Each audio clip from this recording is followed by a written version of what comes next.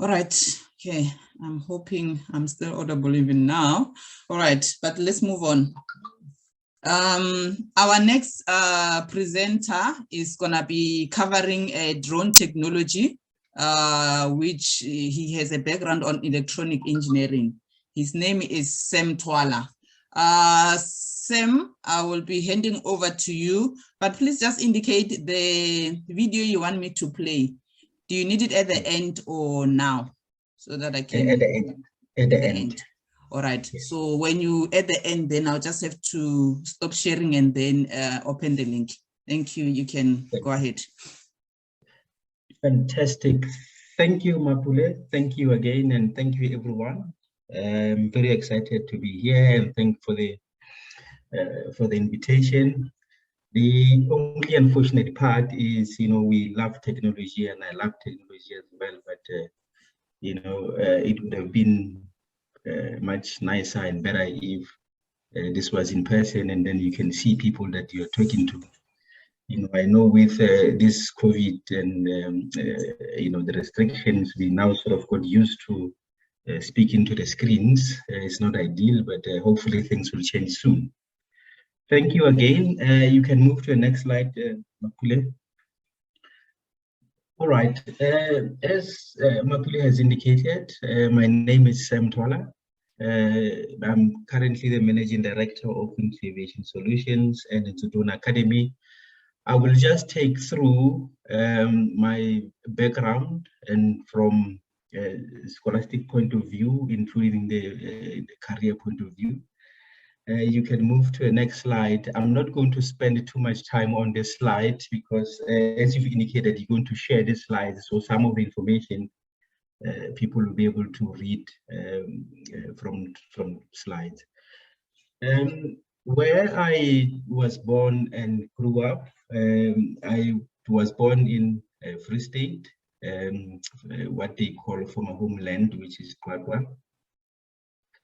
That's where I did my studying from first grade until I completed my matric in 2000. And to those who may be aware of the place, it's really a rural area. And yeah, that's where I grew up. And then from there, what I did is I did quite well in maths and science. And one thing that you indicated, Mapula, which is true when it comes to let me say a little bit older generation, is back then there was no benefit of or the prevalent of technology, and that came with its own challenges, because when it came to careers, when it came to what am I going to do after matric, it was not that obvious. And most of us at the same time, we don't really have people to give us directions. And I'm talking about whether it's older siblings or parents. You really had to find a way, after matric, what are you going to do? Unlike today, we talk into younger kids and give them opportunities as far as, and I'm saying information as well, what kind of possible careers they can get into. So at the time, I was not really sure what I was going to do post-matric. And however, one thing that I knew was after matric, I'm going to study further and do something. But what that something was at the time, I was not sure. So as I was, going up and down, trying to see what I'm going to do, what I realized was when you were looking at career books at the time, what was very much common was, if you're going to do engineering, there were a lot of companies who were offering assistance. And assistance, I'm talking about, they will be able to pay for all your expenses, including your studies. So basically, that was the reason why I decided to go into engineering, because where I was coming from, my family was not going to be possible to pay, for me to go to tertiary. So that's the reason why I chose electrical engineering. And I knew that, if I worked hard and I got good marks, there was no, my opportunities were lying right there. So I then went to University of Pretoria. That's where I did my electronic engineering, started in 2009, 2002 actually, and then completed in 2009. After completing, I worked for Denel Dynamics, which I'm going to talk about in a moment. And then in 2015, I decided to study further, and I did a postgraduate diploma with Massey University. And then after completing that postgraduate diploma, then I went to study further, and I did masters in aviation.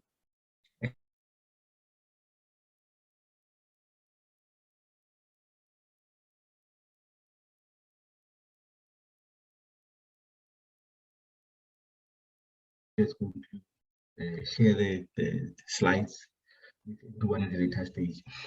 All right, so after I've completed engineering at the University of Pretoria, I then worked for Denel Dynamics, and how I've ended up with working at Denel Dynamics, actually exactly what I thought about when I was at matric, that someone is going to pay for my studies, and Denel paid for my studies from first year until I completed my medical. And you know, the nice thing when you study and you oh, here we go.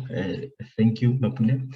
So the nice thing about when you study and you have financial support, you know, you have a bursary, they get to pay for all your tuition, including your all your expenses. So after I've completed that degree, then I worked for Denel for about 2 years as a engineering training in optics department. The very cool stuff that we did there.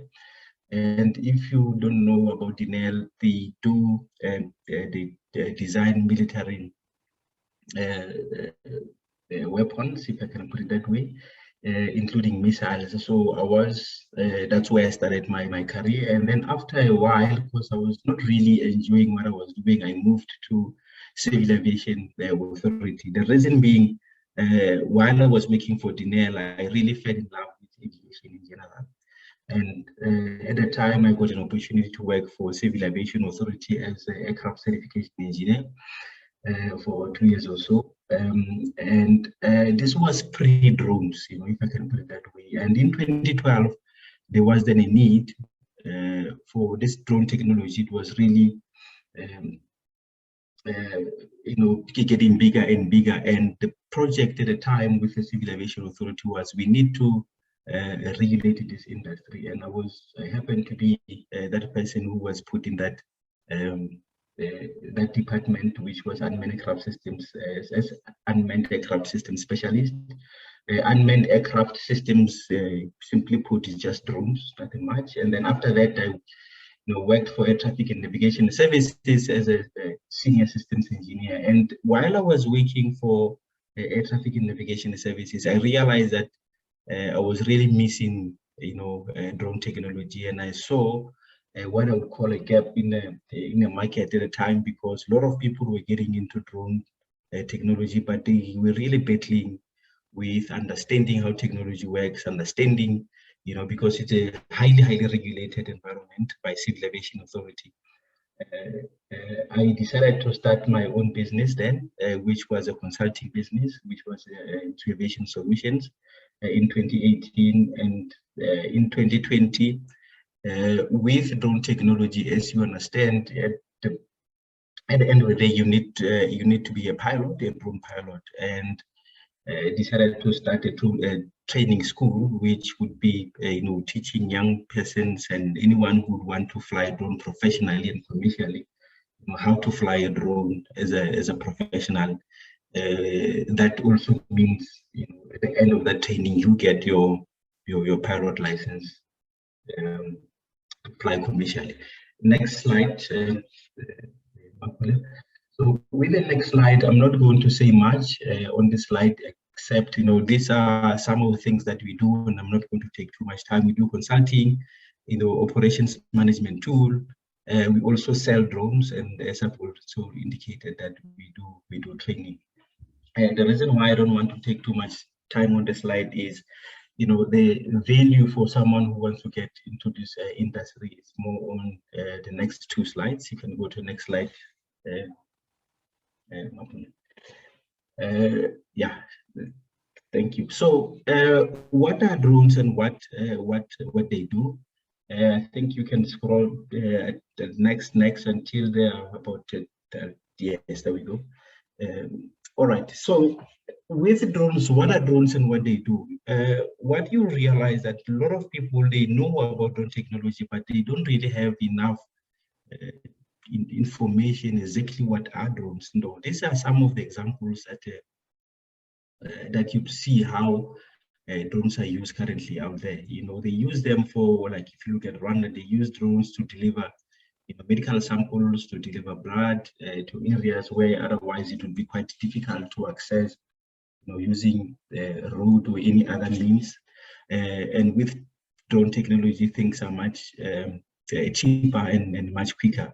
You have drones which are used in farming, and then where we are going would be drones which are going to be used as air taxis, which is a technology that Uber and all other industry-leading organizations, they're working on. So, however, not at this stage, but at some point, that's where we're going to get to. Drones which are used predominantly currently in South Africa in mining environment. So that's the video that I was talking about at the beginning of the presentation. We get to see, where drones are used currently. The value in what I wanted to talk about would be, as a young person, someone who's looking at getting into drones in future, where do you need to start looking? You can go to the next slide, what I put together was, I'll tell, yeah, you can, next, I'll tell you when you can stop. Yeah, I think you can stop now. All right, so as a young person, if you are looking at getting into drone industry now, you can start thinking about where to at this moment. If you look on your left, I always say drone industry has, there are two types. The first one will be regulated industry, and then the other one will be indirectly regulated. Now, what does it mean? What do I mean when I say regulated? I mean, if you today, you want to operate a drone and offer that as a service, and then you get paid for that service. Now, that is a regulated industry, meaning if you want to do that, you need to get a license from Civil Aviation Authority. That CAA in the that icon in the middle there stands for Civil Aviation Authority. You would need to get a license from Civil Aviation Authority. Otherwise, you are not allowed to fly your drone professionally and offer that as a service. Now, you have a couple of options, whether you are involved in training or you are involved as a small business. You started your own small business where you fly drones, whether it's the wedding, whether you are in the farming environment, or in engineering, or whichever sector that you are in. You need to be accredited by the Civil Aviation Authority. Then the other option that you'd have, which is where most people start, is before you can own your own business and offer drone as a service. Firstly, you start by being a drone pilot. And as a drone pilot, that's where you learn the industry. That's where you learn what is happening around. And for you to be a drone pilot, as I've indicated, this is a formal license that you get from the Civil Aviation Authority. And when you have a drone pilot license, then you can work for organizations that offer drone as a service. And if you look around and you read a bit about drones, you'll see that drones are used almost everywhere. Government, department, municipalities, there are other drone companies which, offer, drone as a service. So you can work for them. You can be employed to be a drone pilot. And to be a drone pilot, it's not really a complicated business. It's not really that much expensive, which that's the whole idea with drone technology. And not only that you can be a drone pilot, but there are other areas you can get involved in drones. Like, for example, in security environment, you might not necessarily be a drone pilot, but you can be a payload or a camera controller. if maybe this is something that you may have seen in the movies where someone is flying a drone, or you see a drone in the air, and then you see a camera moving left and right and looking at whatever that is on the ground. There's someone who's specifically looking at or controlling that camera, not necessarily flying a drone. So you have two people, one is flying a drone, the other one is controlling the camera. Apart from that, you can get the other careers, the other opportunities in drones. If you're not necessarily looking at flying a drone, you can be a safety manager. You can be a quality manager within a drone operation. And the other opportunities, you can also get a license to be a maintenance technician, specifically looking at drones. And then on the right, which what I meant with indirectly regulated, is there are other opportunities. Other opportunities I'm talking about. You could be a software developer working with people who are working with drones. You can design your own drones and operate them yourselves. You can be, because the bottom line is when you fly a drone, collect the data, and you need to process that data. You could be that person who's sitting behind the screen and saying, here are the pictures taken by a drone. Now I need to do processing, post-processing after someone has flown a drone. So the reason why I have this slide here is sometimes there are misconceptions that for you to get involved in drone technology, you must be a pilot. And the picture that I'm painting here is not necessarily. There are other areas, there are other careers within drone industry that you can get involved in. You just need to know and pick your spot. Next slide, Mapule. Now, what I would then say is, when you're looking at getting into drone industry, where to start. You can start small. And what I mean with starting small, your expertise and interest, outside of drones themselves, that's where you need to start. If you you aspire to be a surveyor, land surveyor, or to be an engineer, to be a farmer. Now, you look at a drone as a tool that you're going to use to enhance and help you to do what you do better. Now, the reason why I'm saying this is it would be quite important that when you get into drones, you must have a certain understanding that drone is a tool. You are going to apply this tool or use this tool in your chosen career. What doesn't work so well, in drone industry is getting the pilot training to be a pilot license, buying a drone, and try to find work or find use for a drone. That doesn't work so well. You must firstly have a passion in a certain industry, in a particular industry, and then you use that drone to enhance or to do your work better. And then you have those two options, as I said, that you can work in a drone industry, or you can start by working in a drone industry with an idea and with a plan that eventually, I might have my own drone business. So I would say, that's the best way to look at it. And when you're looking at getting into drones or starting a drone business, and you can start as, you can, there's no age limit to say you can only get into this business when, or into this industry when you are 30 years old. You can really start while you are still young and learn the industry, learn the trade, and at a later stage, you get to run your own drone business, if I can put it that way. Thank you very much. And the most important thing to remember when you get into drones is almost anything that you do in drones, it will be regulated by Civil Aviation Authority, and start understanding the regulatory landscape and understand what you can, what you cannot do. And if you're going to play by the rules, where to start, because that's the most important thing. And then, Mapule, while you are loading that video, just to show, and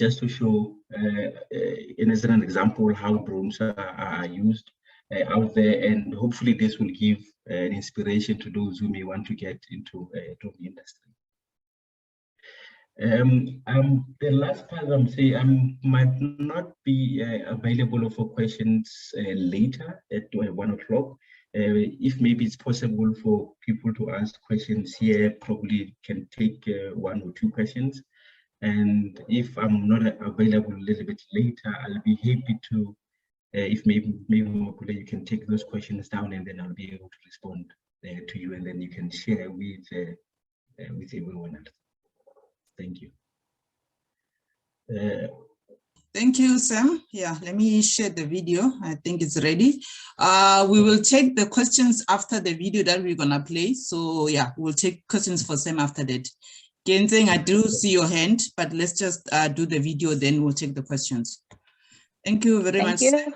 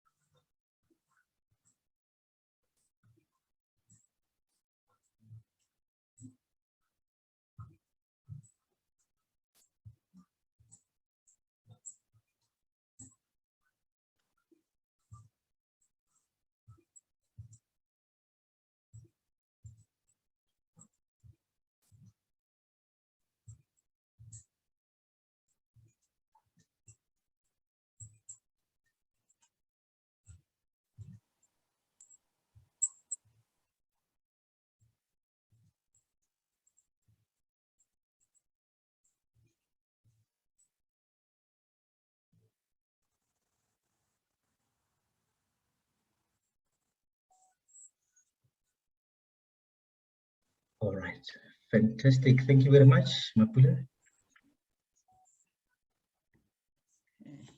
Thank you very much, Sam.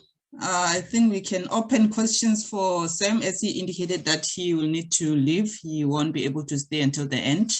So Genzeng, I saw your hand. I think you can go for it.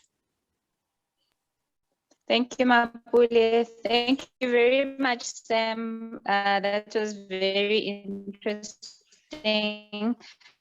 I'd like to know, you might have covered this in your presentation, maybe I missed it.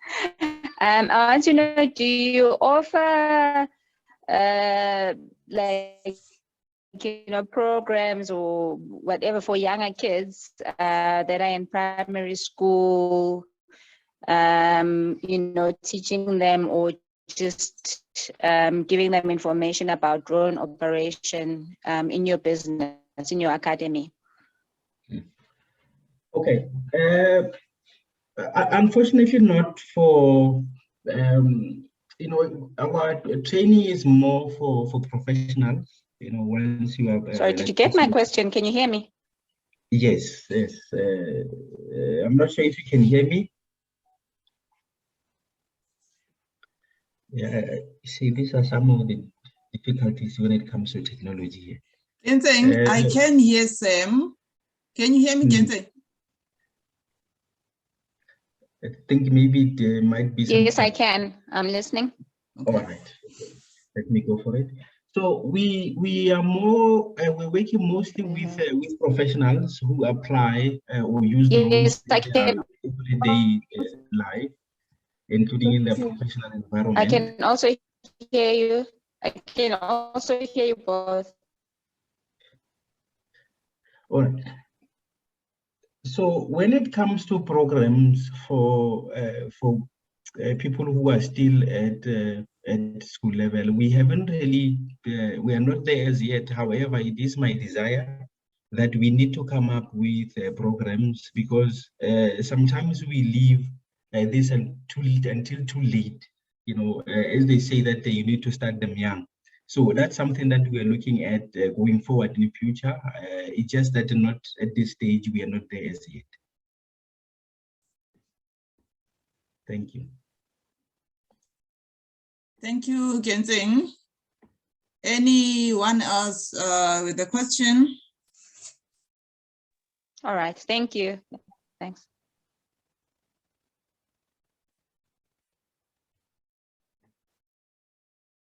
Any other question for Sam? Okay, if it happens, you have a question later on, if he's not around, you can, we can note the question down and then we can try and communicate with him. But these are the details of his, the name of his companies. I think if you can Google or check on LinkedIn, then you'll be able to find more information, I believe. Thank you very much, Sam. Yes. Thank you very much. Thanks, Mapulia. Yeah, you should be able to find us on LinkedIn, including Facebook as well. Thank you very much. Okay. Thank you for your time. We will move on to the next speaker. I doubt he is online, so we didn't receive a presentation from him, but yeah, he was part of our program. He was supposed to cover teaching for us. So Lawrence Cooper, I don't think he's there. If he's there, he can shout, but I doubt he's there. So we will move to the next item. Okay. The next item, we will be covering public administration and research. Mr. Jan Magoro, over to you, say thank you. Thank you very much, Mapule and Dumelang. Good morning, everyone. I don't know if whether you're able to see my yes, video. We can hear you, we can see you. All right, great. Yeah, thanks. So, yeah, I'm so excited for having been invited to this important session. You know, career guidance, counseling, very important. Something that some of us, like you said, Mapule, you know, in our days, schooling days, we were not exposed that much to this programs, and they are very important, especially now because of, you know, the world is changing at a rapid pace. You know, other careers are going to die, you know, and there are new ones coming up, especially with the whole thing of technology. That being said, you know, this event came at the right time, as you are aware that, you know, we're celebrating you know, Mandela Day on the 18th. So for me, this is part of you know, my contribution. So by way of introduction, I'm Jan Magoro. I'm currently director working for Gauteng, you know, Office of the Premier within policy research and advisory services branch. And you know, I was so delighted to actually say something about this field, you know, which is popularly known as public administration. I must say from the onset that, you know, when one started, and many people can relate, usually with this career, is that most of us, you don't know about it when you are still in high school level. You know, you start knowing about it when you arrive at varsity, when you are trying to apply. And then let's say you studied commercial studies or even social, you know, natural sciences, and then you don't have mathematics, because usually something that it's always requested. And then that's where you realize that, you know, you will not be able to do the course that you want to do. Maybe you want to do economics, and then they ask, did you do mathematics? Did you pass mathematics? And you don't have mathematics, chances are you're not going to be able to do economics. I just wanted to start with that to say, you know, some of us, it was accidental that, you know, we end up in this field. But I must say it's quite very interesting field because, you know, it has to do with, you know, how, you know, our affairs are governed or administered by, you know, government. So what I'll be doing, I'll be zooming into, you know, my career, how I went about it, and also to share with you some of the opportunities that are available in this space, especially you know, public policy, you know, research, you know, those being very important in nowadays. Let's move to next slide. Yes, so this is how I've started with my studies. I matriculated in 2004, and I have done commercial studies. So I did this in Limpopo province, Mountain View. So I was very, you know, a student when it comes to, you know, economics, business economics and accounting. I actually have A in economics, a high grade, but I must say the challenge was I did not do mathematics because of the ill advised, and also because of we didn't have the school that I went to, we didn't have good teachers in mathematics, so I used to flunk it. So I thought it was going to downgrade my overall grades, but I hope it's something that you could learn from. It's important to really do mathematics. You can't do commercial studies without mathematics. Chances are you will never be, you know, an economist or chartered accountant if you didn't have, you know, mathematics. And same applies to, you know, natural sciences. And then, but that did not deter me because, yeah, I was able to, you know, I passed with, you know, impressive grades, and I was able to go to university. And then for me, when I got to university, like I said, the dilemma was I wanted to pursue economics. It's something that I'm passionate about economic development, you know, the quality of life of citizens. So what happened is I was willing to do any course that has economics, even if it's not, you know, measure. And I went to University of Pretoria. That was in 2005, if I'm not mistaken. That's when I did my first degree. I went to University of Pretoria, and then I enrolled for international relations.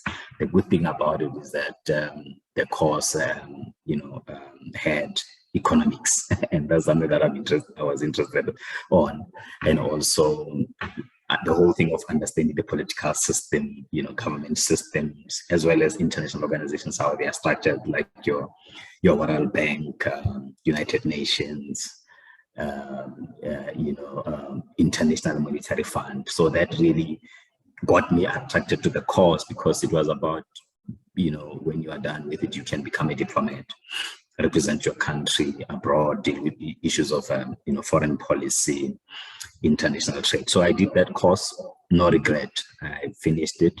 And then after that, I realized that it was important for one to specialize.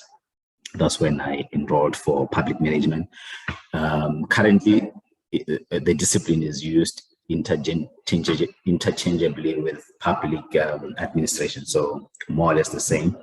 But there is also, you know, misconception of the field. It's been conflated with or confused with the secretariat, or, you know, secretariat, admin, or profession, of which is not the same. But I will explain more when I unpack my presentation. So I did honors in public management from University of Pretoria, and I passed that with cum laude.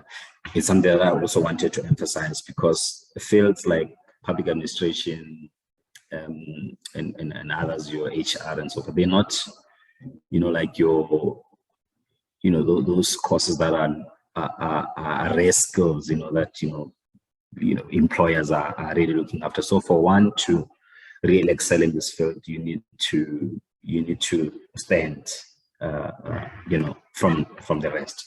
So the importance of, being able to excel,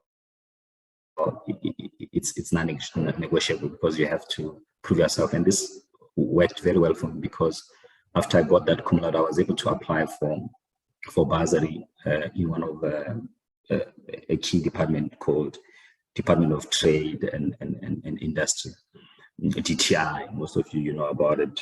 They register companies, and they regulate corporate regulations. So they funded my honors studies, and that meant that after completion, I had to work for them. That's how I was able to, be able to work for government.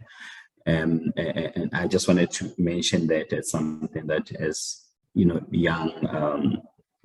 people who are the future of this country, that whatever you do, passion is one thing, but you need to go extra mile. You really need to excel in that field, because employers are looking for people that are, they are well grounded, but also they're of they've got merits, in what they're doing.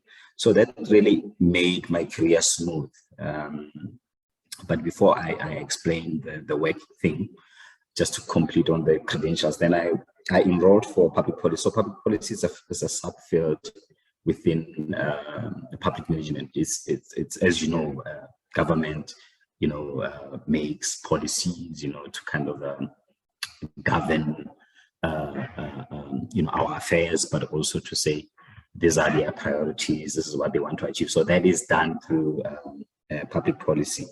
And it was something that I was passionate about because of our country, in terms of where we come from, our history, because we needed to come up with inclusive, public policies so that we empower citizens. So I did masters in public policy. So now I'm a specialist. So from this broad field of public management, I was able to find my niche, which is public policy, and I never regretted since then. And then currently I'm pursuing a doctorate in business administration. I'm doing it with the business school, and I'm measuring on waste economy. It's something that is exciting for me. And I was excited when Sam was presenting about the drone technology, because it's one of those opportunities that are emerging that we never thought about. And I must say upfront that you must also take environment very important. It's not just environmental protection, but there are benefits out of our environment, like waste. As human beings, we generate vast amount of waste, domestic, even industrial companies. But that waste, it can be recycled to create new products. So that's really my focus. And then, so work-wise, like I said, I got funding from DTI. So I worked for DTI, and the good thing is I did not have to apply or go for interviews. I started there as an assistant director. That was in 2011. And yeah, that's when now I was able to practice what one acquired within academic environment. So there one was able to make some difference. But just following the template in terms of why public administration and government affairs is that one wanted to make a difference from within. As you know, most of us, we complain about government, but also it has to do with how we perceive the services that we get from government. And we all know there's this growing trust deficit between government and citizens. But one way of dealing with that trust deficit is to understand how government operates, but also ask yourself deeper questions to say, how do I help my government? Because government is us, actually. It's ourselves. How do we help our government to be able to be developmental, solve our issues, but we must also play our role. So that was actually what drawn me into the space. And of course, the issue of understanding that we're not an island, we are interconnected to the global village. And this came quite apparent during COVID-19. Whoever thought that we were going to go under lockdown? And that time, that's where governments across the globe were required to play their role, protect the citizens, protect the livelihoods. So this is the importance of this course. Next slide, Mapule. And then now, what were some of my career highlights? This is something that I'm very proud of. As someone who studied public policy, I was privileged. When I joined government, I worked in the same field. So I was not misplaced. I worked in policy unit, research unit. I worked for Department of Trade and Industry, and then for like 7 years. And then I worked for Department of Planning, Monitoring and Evaluation for about 3 years. And I also worked for the presidency. And when I was in the presidency, I was able to develop what we call National Policy Development Framework. It was approved by Cabinet. I was able to present that to Cabinet. Cabinet is more of, I'm sure you know it, where ministers and president meet to make important decisions about the country. And I was able to present that to one of the committee where the president was chairing. For me, that was one of my highlight of my career. And I also urge you, if you've got time, look at the framework. It's actually guiding you in terms of how do you, step-by-step guide, how do you formulate policies, how do you engage people, how do you make sure that your policies are well designed, they have an impact, in improving people's lives. And I was happy when Sam mentioned the issue of legal compliance, and something that is important in each and every sector that you go into. You need to understand, it's a regulatory framework. Otherwise, you may have challenges in terms of being competitive. And then I was also privileged to represent South Africa at OECD, which is an Organization for Economic Development and Cooperation. So I represent South Africa in a committee that deals with policy and regulatory committee on issues of regulatory impact. So to say, when you come up with your new regulations, you have to subject them to some sort of a regulatory impact assessment, meaning you got to kind of have evidence. If, let's say, now we know we've got challenges about underage drinking, of which maybe some of you may relate on this call, is that how do we cap, underage drinking? So to deal with that issue, you've got to understand the root causes. Why is our society abusing alcohol? So you need to understand those issues, from the root cause, so that you come up with options that are able to be implemented. Like now, I've heard, I'm sure you can relate to this. Now people are saying, we need to consider increasing the liquor drinking age from 18 to 21. So the question is, what informed that such policy option? So that's where the whole thing of policy analysis come into play. And then I was also, I represented DTI when I was still in the Department of Trade and Industry at NEDLEG. NEDLEG is a platform where government, business, labor, and community meet. I'm sure you know about this platform. You hear about it mostly in the media. So that's the platform where policies are negotiated before they can go to and legislation, before they can proceed to parliament. So yeah, for me, it was a privilege because I was able to interact with business leaders, union leaders, and community leaders. And then currently, I lead the provincial research agenda, and I institutionalize policy impact assessment in Gauteng Office of the Premier.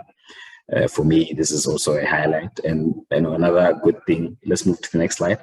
Another good thing about working with government is that we travel a lot. For me, that is quite exciting, because you are able to kind of meet your peers in other countries and share experiences.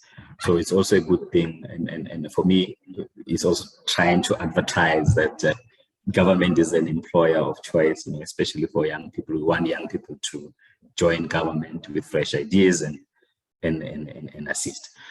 And then coming to challenges that one faced at work is that being a young manager, I'm only 35. It's a challenge because, and I manage older people. So, it's one of those things that, obviously you still have to be humble and so forth, but at the end of the day, work has to be done. So that has been a challenge for me, being a young manager, but also a good thing because it gives, upcoming public servants to say it's possible. Young people are able to be decision makers, because we always say, the future of this country, or of each and every country, belongs to young people. But that can't happen if young people are not at the circle of power. And that's where I believe one find himself in. We're able to make important decisions about where the country is going. And of course, issues of capacity building, one has to, be agile, you've got to be tech savvy, introducing new things in terms of how we do things. So that has been a challenge, especially with the older folks, having to adapt. It's a challenge. And then also working in government, we've got the problem of excessive bureaucracy, but it's also there in private sector. By that, I mean having to follow rules. Everything that you have to do, you must follow rules, compliance, even Sam mentioned that, and things like that. And also has to do with licensing and all that. Even if to operate a business, you've got to have, be registered and all that. So for me, I found that to be some sort of a stumbling block, especially as young people. We want carte blanche, we want quick results. So that has been a challenge, but it's something that one is acquiring new skills to kind of navigate through to still simplify work. One way of doing it is to employ technology. So that's what I do. I automate a lot of work processes that I'm involved in to kind of speed up, service delivery. Next slide, as I'm about to conclude, just to say, because of its career counseling, it's not necessarily about me. It's a two-way street. It's also about you to say, what are some of the subjects and grades that are important for you to pursue a career in this field of public administration, and because it's a broad field, because it covers, it entails your human resource management, it entails your finance, your procedures, your policy analysis and research. So subjects like economics are very important. Business development, excuse me, there was a typo there, and accounting, also physical science and mathematics, because I can tell you this, and I'm sure you can relate. If you're an engineer, right, and you were to work in government, be a manager in one of the municipality, you have to understand how government works. It's regulatory foundation, systems and processes. So it means public administration, qualification public administration would be appealing to you. So these are some of the the grades. Of course, you've got to excel. I've mentioned that. Hence, I've mentioned you've got to have your C, B, and A. I'm sure you can relate. A, it's like 75 to 100%. B, I'm sure you know what is it. I think 70 to 75, if I'm not mistaken.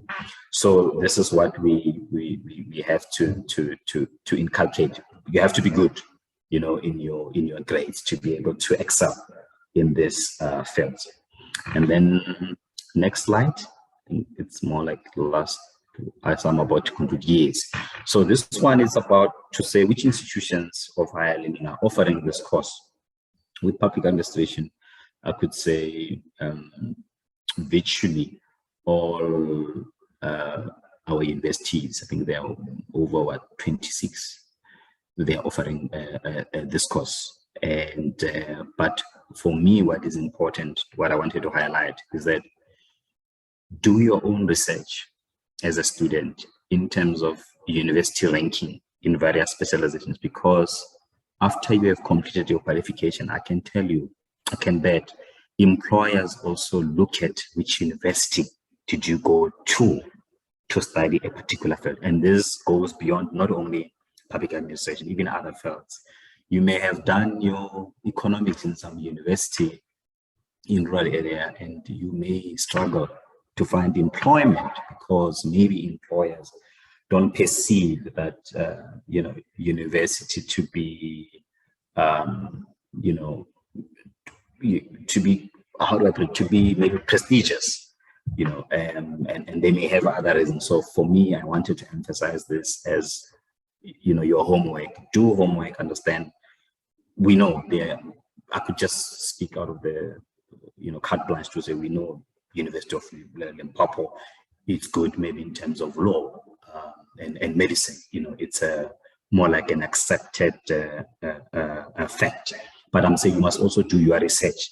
Look at other fields, which universities are not only nationally, but also globally recognized in those fields, because sometimes it's not only, you don't only want to work in South Africa. Of course, we'll be happy to have you in South Africa, but you need to be open-minded to also work in other countries.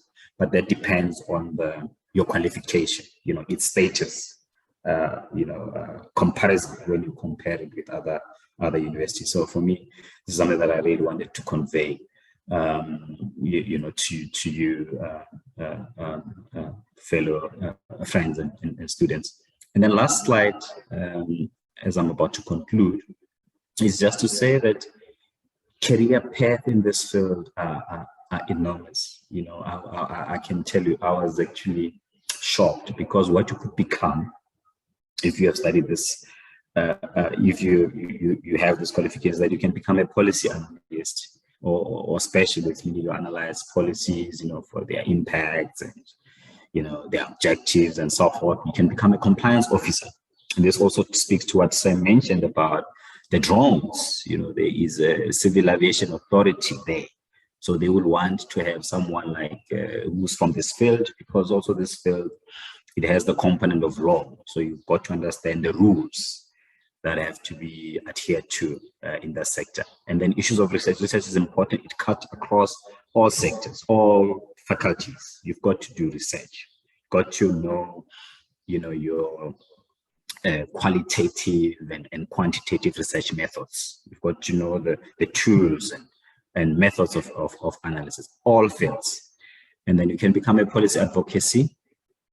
You can become a policy manager. You can become a specialist. It has a component of monitoring and evaluation, because when you've got these policies involved, someone must monitor them, do inspection to check if whether people are adhering to their license conditions. And then you can also become what you call stakeholder relations officer or policy coordination. And the good thing about this is that you can work in both in public and private. Public, I mean government, but you can also work for private sector. Remember, when government makes public policies or introduces new laws, they are not doing those to regulate themselves. They're doing that to regulate industry, so that citizens can be protected, and there's some sort of standards that are set in various fields. So in this field, you are able to work. You can work for Vodacom. Vodacom, they can want to have someone like you. You can work in mining companies, financial services companies, technology companies, because they also have to comply, with government regulations, and they will want some people who understand law and public policy to help. And over and above that, you can work for NGOs, international organizations, like I've studied in the beginning. You can work for your World Bank organizations, your International Monetary Fund, even regional bodies on the continent, African AU, and the rest. With that, thank you, and wish you all the best. And last slide, I've left my details. Should colleagues want to get in touch with me, I'm available to see how I can help. And Mapule, I won't be available until the end of the session, but I'm happy to take questions should there be any. Thank you so much. All right. Thank you very much, Jan. Okay, we will take questions for Jan, since he indicated he will not be available. I see Ginseng has a hand raised. Please go ahead. Okay, hi, thank you, Jan. So I just want to find out, so you might have covered this again. I keep losing my connection. How easy or difficult is it for a graduate with a basic degree, a junior degree, to get a job in public admin? Sorry, did you hear me? Did Jan get my question? Yes, I got it, Kinzeng. Mapule, can I answer? Yes, please. Okay, thanks. Yeah, you know, I hear your question. I think one way of getting jobs in government, especially with the basic degree, as you've mentioned, it's really through what we call internships program and learnership. That's the only way to kind of put your one foot in public sector, because other posts it becomes difficult because of the experience that will be required. So for me, focus on internships and learnerships, and they are always there. You can just check, visit government websites, even what you call DPSA, Department of Public Service and Administration. They've got a circular on available vacancies. So internships for me is the way to go. Once you are in, that's when you can now start networking, and then you can find your niche once you are within the system. I hope that helps. Thanks. Thank you, Jan. We've got another. Okay, we've got a question on the I'll say inbox. They say, Jan, thank you for that insight. How do entrepreneurs go about getting funding from TIA? Okay, that's good. TIA, you mean what is this technology? Maybe help me. TIA is what? The acronym. Okay. What is TIA? Let's see. Because he said he couldn't unmute. The child might just be screaming on the background, so he said he will type it. Okay, Xavier. Okay, but you know what I'm thinking? Yeah.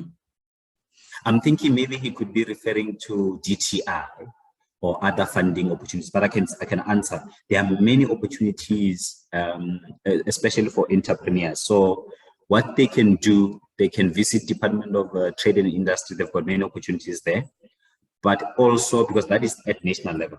But now when you go to provincial level, they can visit the provincial Departments of Economic Development and their agencies. They've got funding opportunities. That's where they can do that. But over and above, even private sector, they've got funding opportunities. But what is important when you want funding from government is it speaks to the issue of compliance. You need to make sure that your books are in order. You've got your company's register, you've got audited financial statement, you've got a convincing business case.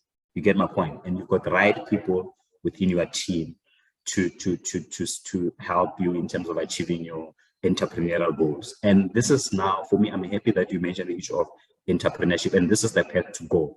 And even people who study public administration, most of them, they venture into entrepreneurship, where they are consultants, they do research on behalf of government and evaluations. Back to you, Mapule. Okay, thank you. And I just wanted to, let me just see if there are any other questions. Okay, right. So also, I just wanted to add more on what you said. You mentioned that this particular field is not what you call it? It's not the one that is in demand. Because, yes, yeah, that is something that it doesn't get mentioned a lot. Unlike the field like engineering, where they are in demand, even though things are starting to change nowadays, but that is a fact. That is actually something very important that the learners, they need to pay attention to, because if the field is I'll say saturated, but maybe that's not the right word. But if it seems there's a lot of competition. So if there's a lot of competition, obviously they're gonna prefer the person with the highest marks. So if you've got low marks, you will be at a disadvantage. So you'll be putting yourself at a disadvantage. So learners that are on the line or learners that will be listening, then they just need to bear that in mind, that you need to work hard so that you put yourself at an advantage in this field. Thank you very much, Jan. Any more questions?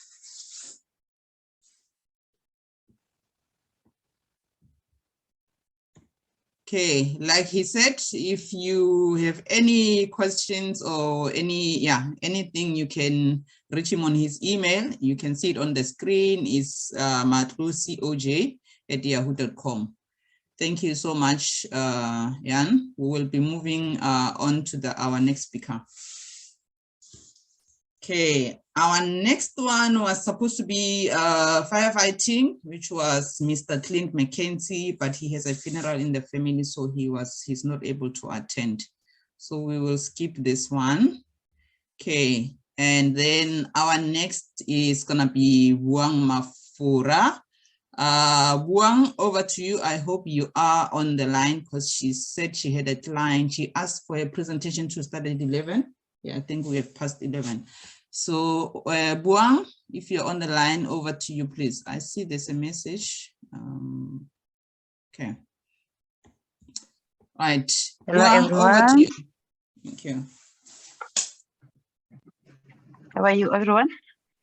I'm happy to be given the opportunity. My name is Buang. I'm a personal trainer by profession. Mapula, can everyone hear me? Can you hear me as well? Yes, we can hear you. Okay, all right, thank you. I just wanted to make sure because my network is kind of bad this side. All right, okay, I'm a personal trainer. I will go on my educational pathway. If you go to them. Okay, I'm a personal trainer by profession. I have a national certificate in fitness. I'm a qualified personal trainer. So my work is quite fun. I train people for a living for different goals and different decisions in their life, which is some come to me, they need to lose weight. Some they come to me because of their health reasons, being that maybe a doctor told him or her that you've got a certain chronic disease or you need to lose a certain weight so that you take care of your health. So that's what I do for a living. And that is very exciting because you get to interact with a lot of people and help them to manage their health, stay healthy, keep healthy, good nutrition, and basically take care of themselves and feel good about themselves. And I did study child psychology, but due to financial issues, I was unable to finish my course in child psychology. And then my second option of studying it was personal training, hence I managed to do it. It helped me to be able to at least do something similar to what I had always wanted, helping people, being there for people. Because being a personal trainer, you listen to your clients, they come in and you have to be the one making sure that when they leave, they feel good about themselves.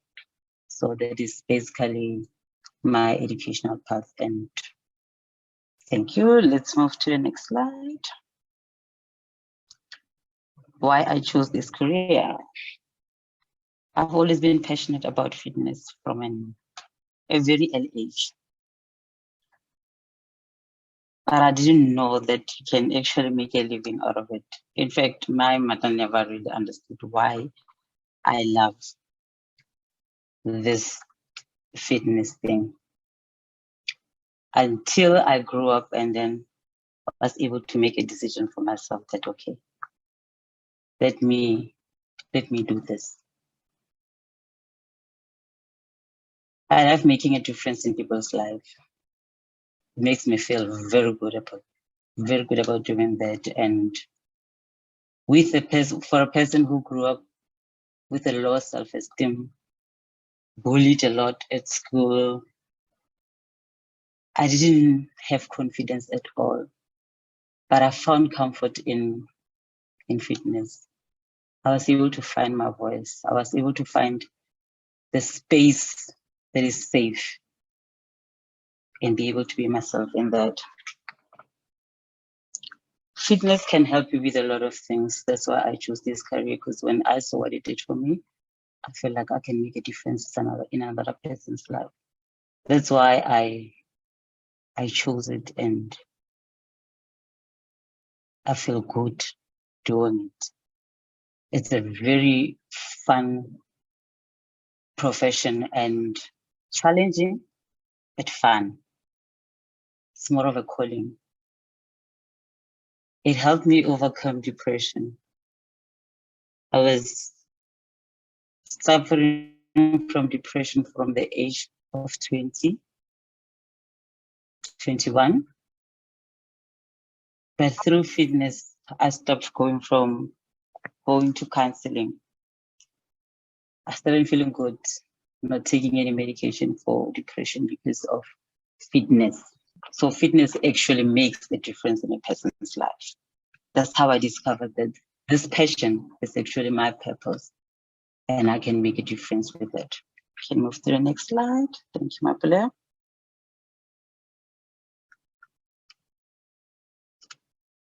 The highlights of my career. Meeting your client. Every day with their different goals and different needs. Every day, some come to you, they have a low self-esteem. They're not comfortable with the way they look. It's my duty to make them feel good about it, love it, and love who they are, and appreciate where they are in their lives and enjoy the process. That's how I help them. I listen. That is number one. The most important thing of my job is to listen to them, give them an ear to offload and share with me exactly what is it that they need, so that I can be able to help them and have every workout custom made for them, tailor-made for them, so that they feel comfortable, they feel safe around me. I have to be that safe place when they come to me. And also the fun of learning how to run my own business. The learning, the growth in it, the mistakes that helps me to be able to grow.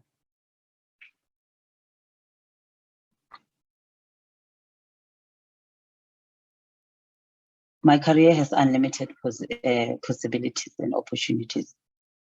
You can venture into different businesses within the industry.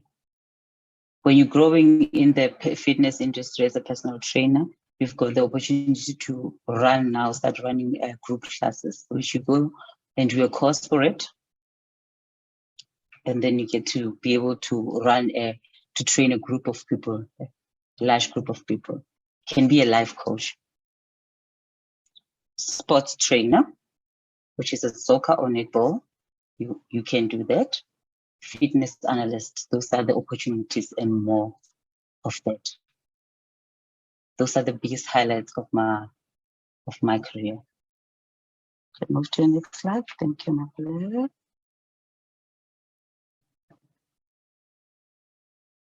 Apologies about those scratches. I think I had allowed multiple sharing. Someone has scratched on their screen. Now I don't know how to remove it. Hopefully you're able to see your slides. You may not be removed. We've had such an incident before, so it may be a challenge. Okay, I think we'll just try to continue. Apologies about that. Okay, is this the next slide that is scratched? Okay, don't worry, I will look because I can barely see, but I'll look from where I am here. I can All see. right, let me do this and see. From what? Okay. Okay. Just hang on, let me share again. Hopefully it's gonna be, yeah. All right. Okay. Okay, I did the highlight, the challenges. Personal training, like any other business,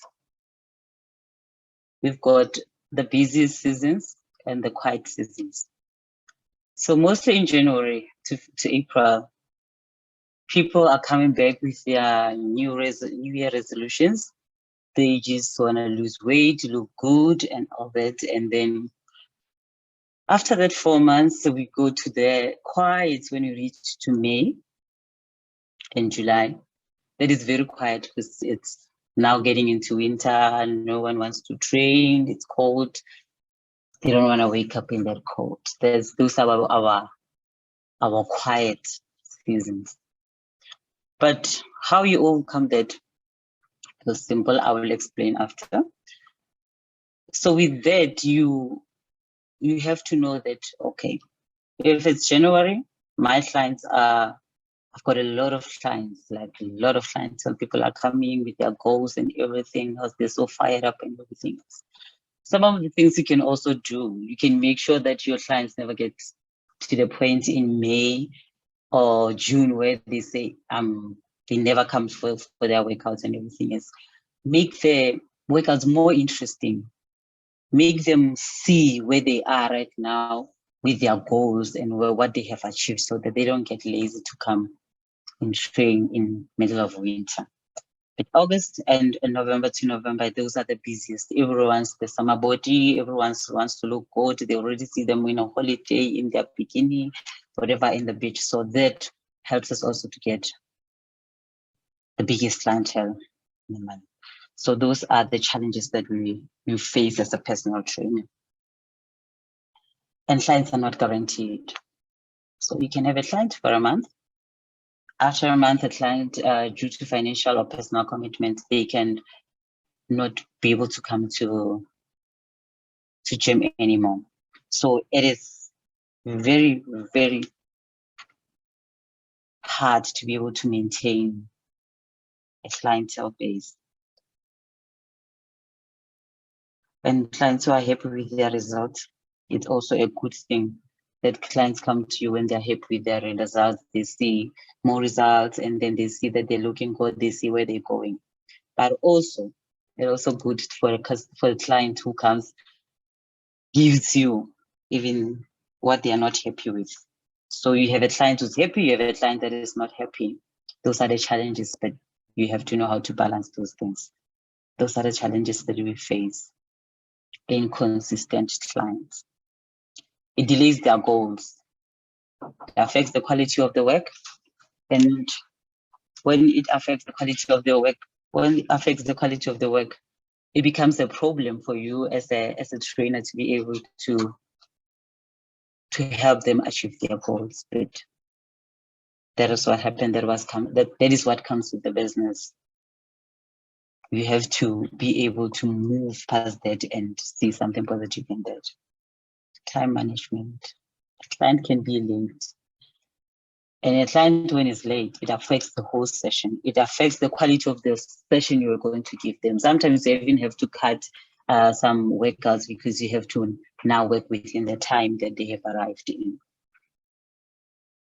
20% of the fitness life is diet, nutrition. It is very important.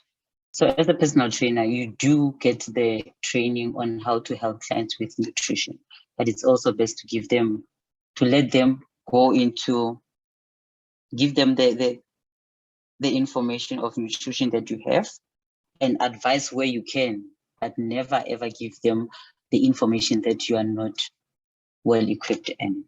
So they need to know that the 20% of their goal is you training them, but the 80% is in the kitchen. It's where they are when they are at home, what they eat, when they eat, and how they eat that. Right. Thank you, Mapule. You may move to the next slide. just on how I overcome them. So during the busiest seasons, it is important to save for the quiet season. Because as a personal trainer, we work in certain clubs. For instance, for example, I'll say I am stationed in Virgin Active. So you need to save for the quiet season so that you're able to pay your rent, and then you're able to train those clients that are able to come during those quiet seasons, because not every client will leave during winter or during school holidays, because some clients they take holidays with their, when the kids are on holiday, then they don't come to gym as well, they're on holidays. So you must always make sure that you just don't use your money carelessly. You save so that on those rainy days, you are able to pay rent and then pay your bills. And then you don't lose, your contract is not terminated within the club that you're designated in. And then it is very important to market yourself. Every day you have to market yourself. You have to start saving before you can be able to make more money. Saving, I mean, you give free sessions to clients. There you see on the floor that needs assistance. You can see this one needs assistance. Give them a free session. Then new clients, new members that are joining the gym, you approach them, you greet them, you give them free session. That is where you market yourself. Because even if that client, you're not going to be able to use that client as you have that client as yours now to be able to train them on a regular basis. That client that you give 2-3 sessions for free, they will tell the other member that, you know what, there is Buang, she's a personal trainer, she's good. If you need a personal trainer, then it's a word of mouth. Then you are able to market yourself through the people that you are training for free. So free sessions are very important. You need to be doing things for free before you can get money. So that's how also you have to market yourself. You must always make sure that you're on the floor, you are busy, clients see you. Presentation, how you present yourself also to the members or the clients. You have to be confident in your uniform, in your name badge, always looking good, always looking fresh, always looking very positive. That also gives the clients that, okay, this person, I can actually try this person and see what they can give me. So marketing, it's the most important, it's very crucial. You have to learn, research, make your research, and then always be able to be solution driven. Don't always give clients the I can't, I don't know. You need to know, you need to be informed. You need to make your research. Always be sure of yourself. The confidence is very important in this industry. And then do not be discouraged whenever a client is unhappy.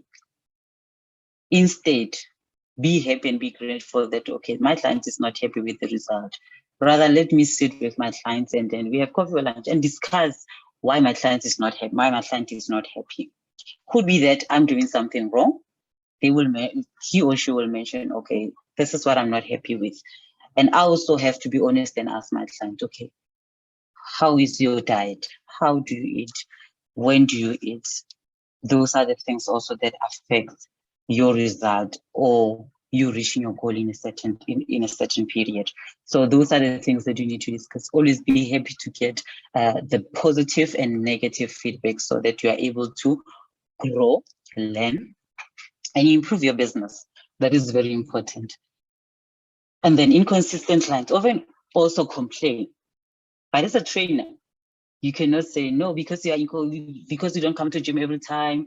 This is why you're not getting your result. What you can do is sit them down, make them understand, and understand also why they're not coming to gym as often as they're supposed to be. If a person wants to come for 3 days and they keep coming once a week and then they postpone the next 2 days, you need to sit down and understand what is going on so that you can be able to work around the time that they have so that both of you can win in the situation. So you have to also put yourself in their shoes, have empathy, understand where they are, what is happening. Some they travel a lot.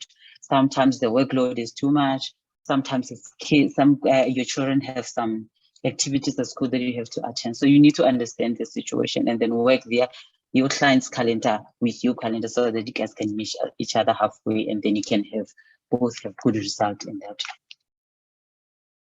And then also the clients that are always late, like I mentioned before, they are a bit of a problem, because now we don't get to do everything that we do. It's always good that you have a program, and then you want the program to give your clients the program that you have for them for the day fully, not now have to cut it because the time now is not, we don't have enough time to do that.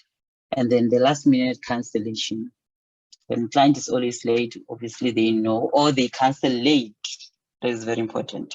You have to cancel an hour prior to your workout. If you don't do that, you forfeit your session. So those are the things also that you need to overcome how you overcome all the problems that you have with clients and everything else. But above all else, it's good to interact with people and talk to them and make them understand. It's always about communication. If you and your clients have a good communication, then the relationship of you, client, and a trainer, it goes well. You may move on to the next slide, Mopule. Thank you.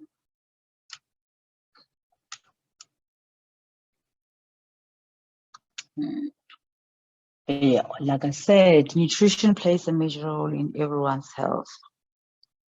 So it is important to advise your clients that they have to eat right in order to achieve their goals. Meaning that when I train you today, we do an intense cardio workout, and you get home and have a glass of Coke and a burger. We are working in reverse. We won't see any goals at all. Because now we work out here, we work out 500 calories, and you go home and then you add that 500 calories again back into your body. So there is a very important role you need to advise your client on, and always have a communication with them and interact with them.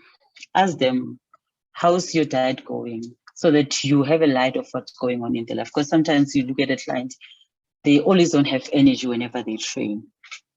And that energy could be that the diet, what they eat, it's not giving them the energy that they need. It's not filling their body according to the way it's supposed to be filled, so that they can be able to sustain themselves through the 45 minutes of a workout. So those are the things that you need to discuss with your client. Always have an interaction with your clients. Just find out how they are. Communication is good, because they will tell you what is happening with their bad habits.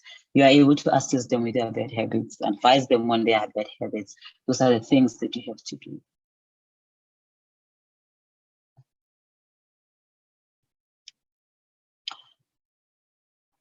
And also advise them to seek a professional help, or refer them to dietitians that you or nutritionist that you're currently working with. So as a personal trainer, you have to have people in different fields to be able to work with you, so that you can assist your clients, even when with injuries, not only food. With injuries, with joints problems, they know that they also need to go see their physiologist sometimes, to be able to know if they can be able to clear them on certain workouts and everything else. Dietitians, they will work out a diet for you according to the way you want to lose weight, or the way you want to gain weight, the way you want to gain muscles. That's how they will be able to help you. Same as nutritionists, they will advise you on how to eat, take it. Sometimes they do even the DNA. So they give you a diet according to your DNA, according to your blood type. Those are very important. Then you know that you are on the right path. And then while you go to your personal trainer, you get your 20% in, and then you know your 80% also is secured. You are good, you know what you're doing, and those are working hand in hand. And that is very important. You see your biochemist, and then they clear you for any workout. You can have a rehab sessions, because with a physiologist and biochemist, you have those rehab sessions where they declare that, okay, now you are fit to go to gym if you've ever been injured or something like that. That is how we work with other professionals, because you can't know everything and you can do everything at the same time. You need to outsource certain things so that you can be able to assist your client properly, and then we can have a good working relationship. Above all else, being a personal trainer, you must be your client's safe place. Safe place, I mean, you build their confidence. Tell them the good news when you see improvement in their body. When they had a good session, like when they gave their all on the session, also tell them that they did good. It makes them feel good. It makes them see that they're going somewhere and they're doing something. Today they give their all. Next time when they come again, they know that, okay, last time I worked this hard, and then ask them, how did you sleep yesterday? Because today you were on fire. They'll tell you, I know I rested enough. Then you know, okay, on these days when they've rested enough, they're good. Then you start asking them about the schedule, just to have a light of what's going on in their lives, so that when you put a program together, you know what is going on, so that you can be able to challenge their body in a certain way that makes them happy and comfortable and see that they're going somewhere. And always, they must always look forward to seeing, always be looking forward to the next session, because you make a difference in their life. You are their psychologist, you're their counselor. When they come after work, they are so frustrated. You have to be the person who makes them feel good and forget about, release everything that they were going through the day. Some they need to start the day so on that high note. You have to be the one that does that, give that to them. So that is a good thing about being a personal trainer. The one thing that I love also, being there for people, being there for my clients, having a person trusting you with their health and with their physical being. May I move to the next slide, Mabula? Thank you. Which subjects and grades? So I will start with me. With me at school, I only did biology. I only did biology and I did agriculture because I love agriculture. I thought I could be a farmer one day or something. I did that, and I also did business economics. And then I did English in higher grade and others that was. So it was also all my subjects in higher grade. Personal metric, that is all I did. But with personal training, depends where you are studying it and what you want to be, or if you want to grow into it and do other professions. But what it does, it just needs your mathematics, your English and physical science. That's really and also life science, which is biology. That's when you can do it, and depends where you go. If you go into your college, those are the things that planning to go to college, to fitness college. To acquire a national certificate or diploma, you need the following subject, which is life science, biology, mathematics, English, and physical science. Also, if you have those, even in university, you can go with those. So I would always advise that even if you just want to go to a fitness college, have life science, mathematics, English, and physical science. And then, if you ever want to grow in the business, do something else, you have those things in your back already. So that is what you need to have. That is all what you need to have. You may move to the next slide. Okay, the institute that offers that is HFPA, ETA, UJ, FitPro, Track Focus Fitness Academy. You always find them, all those fitness institute on your social media as well. I did mine with HFPA. You can do it online. You can do it going to school, attending full time. That's not a problem. Even ETA, they have online and then also full time, same as UJ and they have the same thing. And then SSISA, and there's many more of them that you can choose from. Just depend where you go, where you want to go, and also to make your research on the affordability of it. If you because some are more reasonable. You can afford to do a national certificate and keep growing in there. So whichever you prefer, they're all good. But there's a lot of fitness institute in South Africa that you can choose from. But always make your research, because some, when you do them, you get to a club and they say, no, this is not what we want. This is not how you can do it. And also in personal training, you need to have a CPR. So you need to do first aid, because whenever you have a client and the client get injured or maybe faint or something, you need to be able to assist your client right there on the spot before you can even call for assistance. So you need to have your CPR certificate, and it has to be renewed each and every year. So it's valid for 12 months, and then you renew it after 12 months. Then you have to renew it. So those are the institutions that I was able to just highlight there. Career path. You can be a dietitian.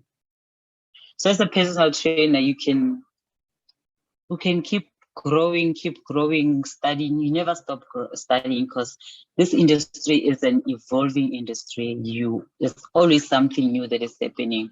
And when you are based in a certain club as well, you get to have the opportunity that the club offers the business school, which is a month's course where you have all the experts teaching you on how to run your business, how to manage your finances. So you actually save because the club wants you to grow. And then you have also the course, we have what you call the CPD points. Those are the points you accumulate throughout the year as a personal trainer or as a fitness instructor, so that you keep on reminding yourself, not forgetting what is needed, what you need to know. So it's like refreshing your mind. You keep on refreshing your mind. You need learning more, learning new things, and also refreshing your mind. So that's the nice thing about it. You never forget to keep learning. You learn throughout the year. Each and every year, there's always something that you need to learn. So you can do a group fitness instructor. You know that you don't have to work in one club. That is the nice thing about it. You don't have to work in one club. You can work in 10 different clubs. I think going there to do fitness instruction sessions, and that way you get paid in the club. You get paid in the club. All the 10 clubs, they pay you from their clubs, not just one club. Every club that you go to, you get to be paid in the club. So you can do all the classes you want. You can when you do group fitness instructor, you can be a boot camp instructor. You can do boot camp, you can do Pilates, you can do yoga. There's a whole lot of things that you can do in the fitness industry. And in all clubs, wherever you want to go, if there is a slot, you go there, you train people, you get paid.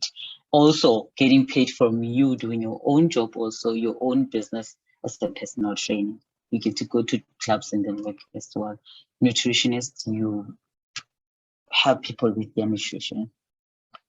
Still in personal training, you add that into your personal training. Physiotherapist, you want to do physio, you do it. Still, you know that your client can be able to assist your client with their injuries, whatever that they're struggling with their joint and everything else. Fitness manager, once you're a personal trainer and you feel like, okay, I'm tired now, I want to step down from being a personal trainer, you can be a fitness manager. You're just going to be taught the management position. Usually you go for induction and then go for training, then you are qualified to be a fitness club manager. Fitness director, those are the things you can do. Fitness engineer, exercise physiologist, massage therapy, sports massage. It's a lot of them that you can do. This industry is big and it will evolve all the time. So those are the highlights of the things that you can do, and there's still more. You can be a sports exercise doctor. So when the sports, the Springboks are playing, you are the doctor, you are the exercise doctor for them. You can do those things. You can be a soccer team trainer. You can be a soccer team coach when you know everything about fitness. So fitness is a big industry. I hope I help someone out there. You may move to the next one, Mapule. This was your last slide, unless if the other one got lost somewhere.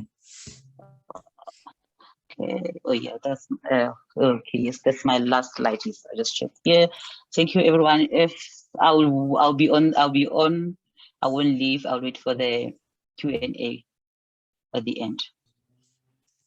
Right. Thank you very much, everyone. That was interesting, and actually, not only to the learners, even us who are trying to be entrepreneurs. I actually picked up a lot of things that I can also work on. Okay. So, yeah. Thank you. Thank you very much. You will be staying on until the end.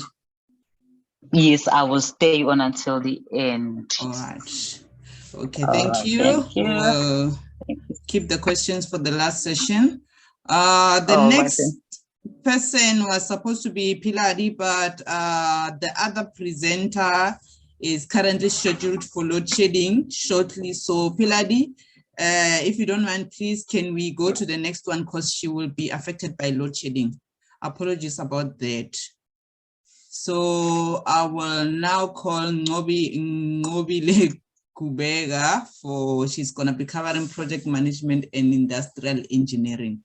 Ms. Kubega, over to you. Thank you. Thank you, Mapule. Good afternoon, everyone. Can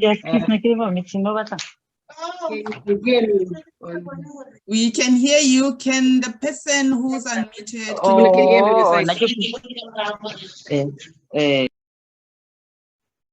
Let me just see who's the person that is unmuted. Yeah, I think I've muted her. All right, please go ahead. We can hear you. Yes, thank you. Okay, yeah, can you please move on to the next slide? And apologies, I could not complete the whole presentation, but it's in my head. I'll take you guys through it from, yeah. So my name is Ngobile Kubega. I currently work as a contract management manager at Asman Kumani Mine in the Northern Cape. And I work for Sandvik in the drilling and blasting department, where I manage a group of 25 people, where 7 of them are my direct reportees. So I'm mainly responsible for the ground engaging tools, your drill rigs, where we drill before they blast, your rods, your drill bits, and the people that do the job. So I have 9 years experience in different industries, such as I've worked in the warehousing environment, in the automotive, where I worked for Toyota, and in the warehousing I've worked for Toyota again, but in their parts, their national parts distribution center in Boksburg. And on the automotive side, I've also worked for Shutterproof, where we're making car windscreens, and also later moved to the foundry, and I've been in the mining industry now for the past 4 years. So I've occupied different roles, such as from graduate to senior industrial engineer. At some point, I was the junior estimator, and then lean manager. Then I moved to your focused improvement manager, where I was responsible for mainly your maintenance, where you do your maintenance planning, implementing your total preventive maintenance. And also I've been an operations readiness project manager, where I was responsible for the mine expansion projects. And they are now currently, and I was also a senior business improvement consultant for underground mining. Sorry, I have flu. For underground mining, where I'll normally study their processes, and then after studying their processes, we'll obviously advise them on what they need to do in order for them, for example, to meet their target, to be productive, and also to save costs. So I will say I'm very much skilled in identifying weaknesses of, I'll say, any businesses, because I've been to different sectors and I'm still going to move to different one. So we monitor existing business practices, we give recommendations of effective solutions, and obviously looking at where the business wants to go, and we advise accordingly. So can you please move on to the next slide? Yeah, just to take you through my career pathway. I've matriculated at Vukuzenzele Combined School, where it's a small town, and it's not a town, so it's a small village in Mpumalanga, in a place called Perdekop, just next to where Xavier stays in Standerton. So when I matriculated, I think I've always been the smartest, I won't say smartest, the hardworking learner at school. And as such, my teachers were very supportive throughout my career, that at some point, since I was very good with life sciences, maths and physics, one of my teachers had already applied for me and at Cuba to go and do medicine. But because I wasn't really much into medicine, because I always wanted to be in the mining industry. However, when I applied at UJ, they didn't take me for mining engineering, because at that time, before you could do mining, you were supposed to have a company, because 1 year you do the theoretical part of it, and then the following year, you have to then now go and do practicals, come back before you can actually graduate.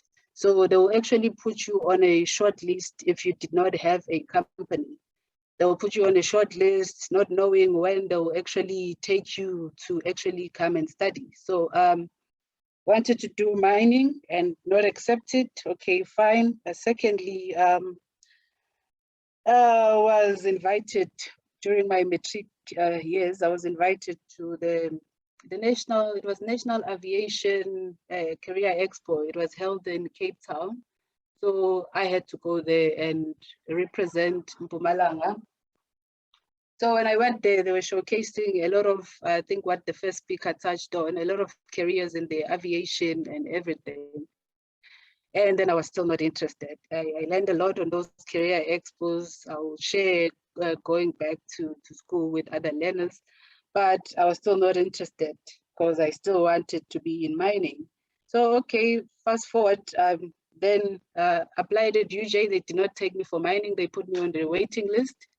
And unfortunately, they accepted me for LLB, law. So I did law for 1 year, where I was at a different campus. I was still not satisfied because, you know, growing up, we did not have any career expos where they will tell you that there's different careers that you can take in life. So we only knew you had to be maybe a police officer, a nurse, or a teacher, or just those careers. So, okay, I was accepted for law. I studied law because they said at home, you know, you're so talkative, I think you'll be a good lawyer one day. So that was in my mind at some point. Okay, I studied law for 1 year, still not satisfied. I went back to UJ, Dorenfontein campus. Still applied for mining because I came to check on that waiting list how far, and I think I was number 107 who wanted to do mining, just to show that there were a lot of people that were interested in doing mining. So just on that year, before I was about to give up on this whole mining thing, I came across a lecture just on the hallway, and then he asked me what was I there for. Then I explained to him that I wanted to do mining, but then I've been on the waiting list and I'm still number 107. So at that time, industrial engineering was still a new field at UJ, so they were busy recruiting. So he was like, can I please see your results? Then I showed him my results. I think at that time I had got level 6 physics, level 5 maths, and level 7 English. So I showed him my results. And then he was like, there's a new course that we recently starting here at UJ. So if you don't mind, I can actually take you to the department and we can explain more on what you do as an industrial engineer or what other courses it encompasses. So, okay. I went to the department with him and then I was accepted immediately. Then that's when I got into industrial engineering. So yeah, I did my national diploma with the University of Johannesburg, then again went back for my BTech. And then after that, since I was mostly involved in different roles, ended up doing your asset management for artisans, because I will normally work with a lot of artisans and technicians in your maintenance services, in your maintenance department. So I needed to equip myself on what was happening. And then again, since I was involved in projects, then I decided to do a postgraduate diploma with Menkosa in project management, just to know what is it that I need to do when I start project, how do I end a project, how do I schedule a project. So that's what I did. And then also, since I was involved with the expansion projects of the mine, where you need to make sure that everyone is ready for whatever expansion that you needed to do at that time, then that's when I did the operation readiness and workshop facilitation, because at some point, when you're doing the mine expansion project, you need to involve each and every department. They need to have a say on what needs to be added on the project. So I needed to be able to also handle, your workshop, where there's your executive guys also part of the project team. So 2021, okay, since I was giving guidance to, not guidance, since I was doing the business improvement consulting for underground guys now, I then equip myself with a supervisory development program and coaching, because normally what I've realized just by doing some studies is that normally people get promoted to different positions, which that included myself, without getting people, that will coach you in the process, that, okay, now that you are a manager, this is how you need to behave, for example. This is how you need to communicate with the people. This is how you need to manage your people and all of those things. So that's how I got into the coaching program, where I will normally coach the underground supervisors on how they need to run their teams and how they need to manage people, how they need to delegate and not be overwhelmed with work, where else they have like maybe 30 people reporting under them. Okay, then fast forward, currently I'm doing a Senvic Global Leadership Program, which is this year. And then I'm registered for the Senior Global Leadership Program with GIBS, and that's next year. I'm starting in January. Can you please move on to the next slide?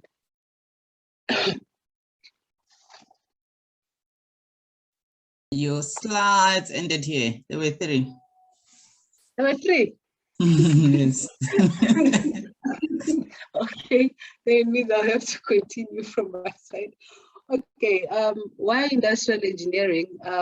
As I've explained, that I initially wanted to do mining, which is where I ended up. I think it's because with industrial engineering, you get to work everywhere. And everywhere, I mean, there's an industrial engineer required. You can, in your banking sector, you can work in the hospital, for an example, where you're improving processes. You can also work in the aviation, where they're making drones. You can make sure that their processes is running smooth, they have all the parts that they need, they're finishing whatever production they need to do within the specified time. You're making sure that people are actually doing exactly what they're supposed to be doing. I mean, you'll be studying processes, seeing that if there's 10 people working on one process, how can you then improve the process? Maybe how do you make it better? Maybe I won't say you then taking people out of the job, but you're moving people to different processes where you now need to, say this process can be run by 2 people. So you don't actually need 10 people running this process. This is how you need to save your cost. You move these people to another process, and then you also educate people. So as industrial engineers, we actually figure out how to do things better. And we're concerned with reducing your production cost, increasing your efficiency. We're improving the quality of products and services, as well as ensuring that your workers' health and safety, it's also on point, because currently I'm also a legal appointee at 261, where I'm also responsible for the healthy and safety of all the people that are reporting under me. So industrial engineering, sorry, you just, I mean, you can go wherever you want to go. That's all I can say. And that's why I ended up studying it, because now you see I ended up where I initially wanted to be, which is in the mining industry. And currently, being the hard worker that I am, and you know, people have also seen that you're moving up the ladder, you're moving into different positions, you're moving into different sections, different departments. So you don't actually get bored that you do one and the same thing every day. It's more like, you know, if I'm now managing the drilling, I don't want to manage drilling anymore. Let me move to load and haul. So there's options that you can actually choose from. So my career highlights, I think it has been when I was the lean manager, where I've implemented lean successfully locally. Locally, I mean in South Africa, that I got an opportunity to then go and assist our sister companies, which it was in China, Czech Republic. Then I also went to Brazil and South America. So that was part of my career highlights. And then moving through to different positions in the short space of time, because immediately when you work hard, you're saving the company money, they see the results. Obviously, there's always a room for promotions, and that's when they'll move you through different roles. And my other career highlight was when I managed it was a 40 million rand project, where I managed it successfully. We were not short of funds at the end of the project. The project was completed within the specified time frame, and everyone was happy. And also it has been getting a group of people, you know, different people, old and young, to work together in eliminating problems. You know, when you do your value stream mapping, you try to check that in our process, where are we losing time, where are we losing money, and then you get different ideas from the people in one room, and then from there you improve the process. And also it has been coaching and encouraging people to be their better version, because at some point I normally coach people, even senior people, on their current role, coaching them on the softer skills. So yeah, now moving on to the career challenges and how I overcame them. The first one, it was implementing new systems. By new systems, I mean, you come into a company, there's people that have worked there for 20 years, you come, you observe the process, and then you see that, no, man, these people, if they can improve here, there's someone who's...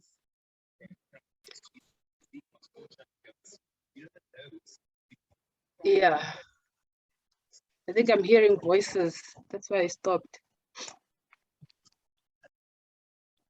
Yes, I thought they are your visitors there. No, I don't have visitors. Okay.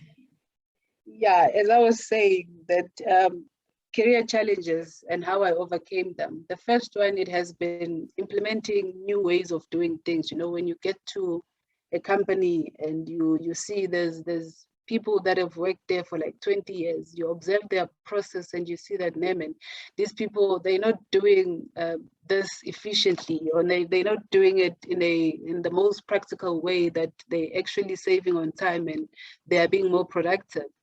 It has been that, and how I overcame it is that whenever there's a process that needs to be improved, or whenever there's a process that I'm studying, I always involve the people on the shop floor, you know, the people that are owning the process. You need to involve them as well, get their input on what is it that you are doing there, firstly in their department, how is it going to help them, and how they can help you, and then you work together.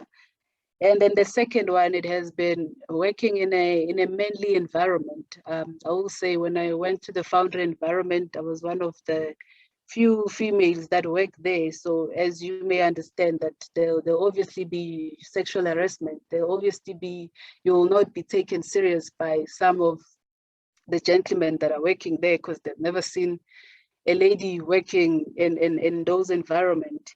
And then also how to overcome that is that you need to always, I will always make my mark, you know, make my presence be felt, that, okay, this is what I'm here to do, and they will see the results. And then as such, I've started gaining respect from them, and they started treating me like, you know, the normal their normal colleague, instead of just saying, oh, what is she coming to do now? Why did they hire a female person? And.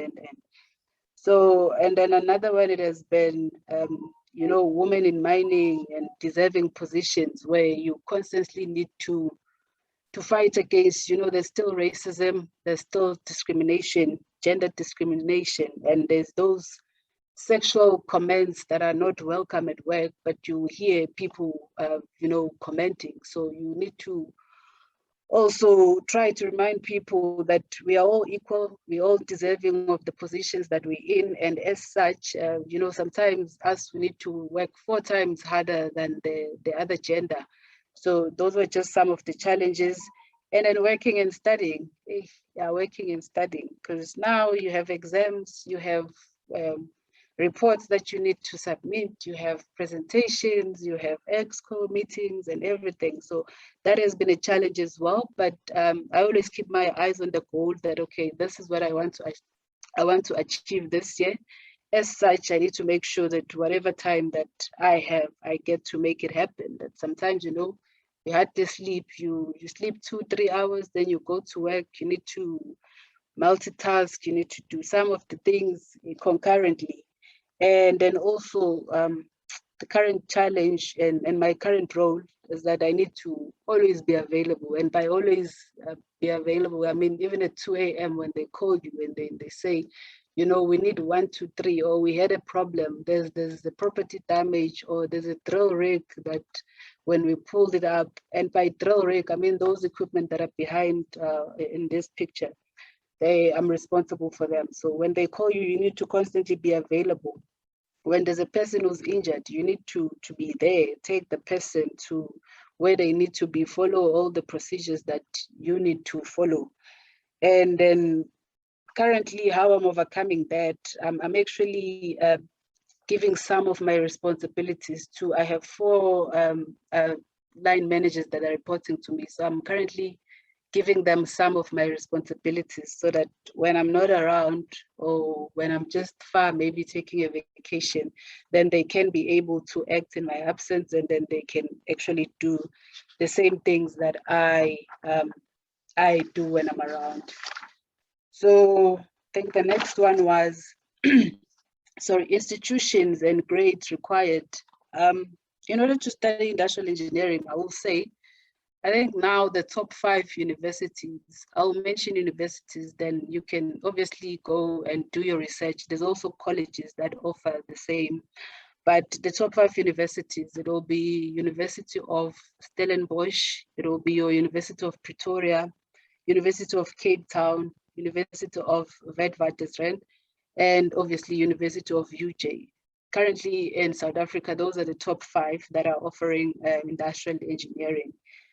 And then obviously the grades that you need to get, minimum, it will have to be level 5 in your English, in your maths and science. But then now with your level 5, the challenge is you can still be put on a waiting list. Like VET, I know if it's level 5, they'll put you on a waiting list. So rather aim for level 6 on your English, maths and science in order for you to just get accepted. And I think the last one was where can one work? I think I've mentioned that you can actually work anywhere. And by anywhere in the world, you can even maybe go and assist in the parliament. You know, if you see there's some service deliveries that are not taking place in the expected times, you can go assist in the chieftaincy, for an example, how they should issue their funds or how things are going. But depending on the task, you can work on either maybe in an office environment or in the settings where there's actually what processes that you can improve, or where there's, for an example, let's say when you're observing problems, obviously you may work in a place where you need to watch workers assembling parts in the factory. You do your time studies, you check, are they doing it? Are they taking longer to assemble the parts? What's happening? Where can the process improve?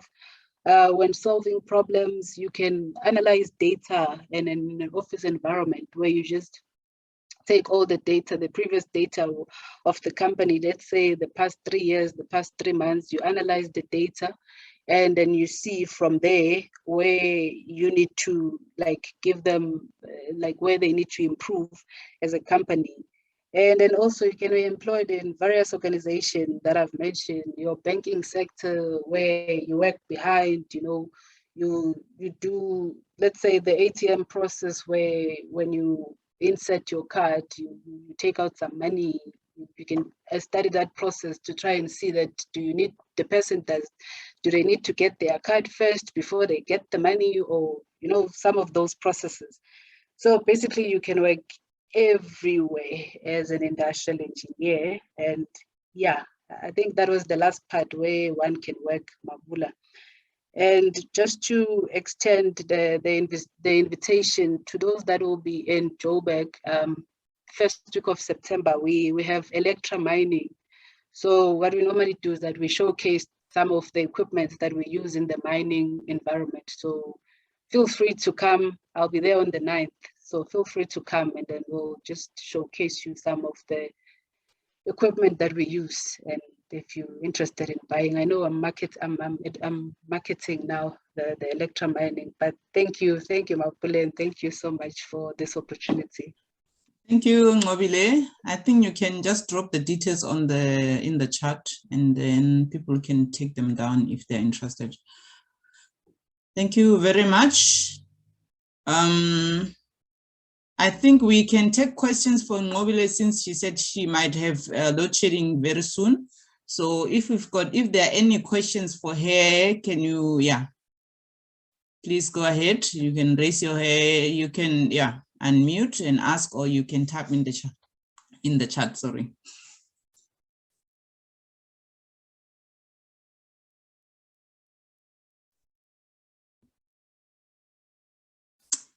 Okay.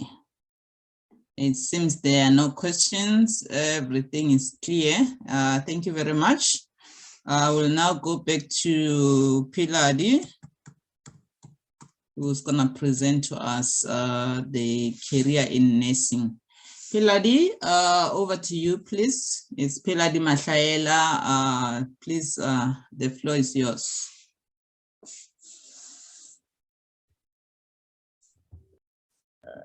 Thank you so much. Hello to everyone. My name is Piladi Mahlaela. I'm a professional nurse, currently working at DERCO, Department of International Relations and Cooperations in Queenswood. My slides are very short.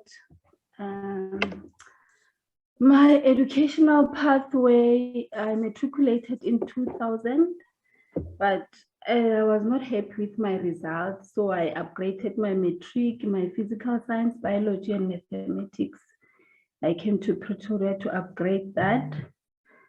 And because I had applied for analytical chemistry in TNG, which is now TUT, and applied for occupational therapy at the University of Joburg, that's why I decided to upgrade, because I did not meet the requirements at that time. My results were very poor. I remember my mathematics didn't even appear on my statement of results, the way it was so poor. Then after upgrading for my matric, I was admitted for analytical chemistry at TUT, but I only lasted there for 6 months because the chemistry was too difficult for me. Then I decided to just take a gap semester because they said I'll be allowed to carry my chemistry the following year with the first years of the following year. So I decided, no, let me rather just take a gap semester to gather my thoughts. Then my parents advised me to do my driver's license while I was taking a gap semester. Next slide, please. Okay, And then my mother was a nurse, so I qualified to do nursing with those poor results. She motivated me to apply for nursing, and I said, no, me, nurse, I don't want to be like you. You know, when you are young, you think you know everything. Then she always encouraged me to study nursing. I always declined. I always had my reasons. I always told her how I didn't want to be like her. All those sort of things we say when we are young, thinking that we know everything, thinking that we know the future. We know that our future will be brighter than everybody's future. So as I took my gap semester, after I completed my license, I considered her offer because when I thought of the chemistry at TNG, how difficult it was, how I didn't understand, you know, my uncle advised me that, you know, you're just gonna waste money and your time and you're aging, you're gonna age like me in university. I considered my mom's offer and I registered to study for an auxiliary nursing in Queenswood. There was a school there called Zambek at the time. It was a 1-year course and I completed it in 2004, started working as an auxiliary nurse at the age of 22 at a clinic in Limpopo. I worked there for 3 years and applied at SG Lawrence Nursing College to study for a diploma in nursing. And I was admitted there. I completed my diploma in 2014. And then as I was studying for my diploma, I fell in love with nursing. I actually saw that it was my calling. I enjoyed helping people. I enjoyed especially working in geriatric old people. You know, it was, I realized it was my passion. So I didn't choose it from matric, but I was pushed into it by my mother and I fell in love with it as I was working. Okay, next slide. Okay, the highlights. As I mentioned that I fell in love with a career as I was working. After completing, I started working in a psychiatric hospital here in Cullinan. And, you know, the mentally retarded, there are people with disability because they're not able to do anything for themselves. They're intellectually challenged. Like for instance, cerebral palsy, psychotic patients and all those. Some of them they have disabilities, they can't walk, they can't talk, they're always drooling. So working with them, seeing how dependent they were on me made me love my job even more, made me realize that I'm actually making a difference in the world. I mean, taking care of people like that, some of them are old, you know, you basically take care of their daily living needs. You feed them, you bath them, and you do everything for them. That made me realize that, you know, what I'm doing is I'm passionate about it, and I'm really happy that God managed to drag me out of what I thought was my path back to this career, because helping a person is really makes you feel good about oneself. Yeah, those are the highlights.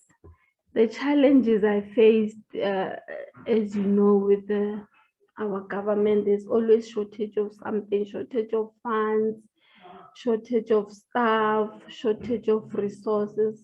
And I overcame them by improvising and reminding myself daily that I'm not here because I want to. This is my calling. At the end of the day, the job has to be done.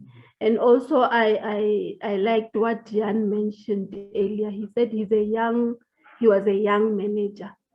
Myself also, as a professional nurse, I was in charge of the units at some time.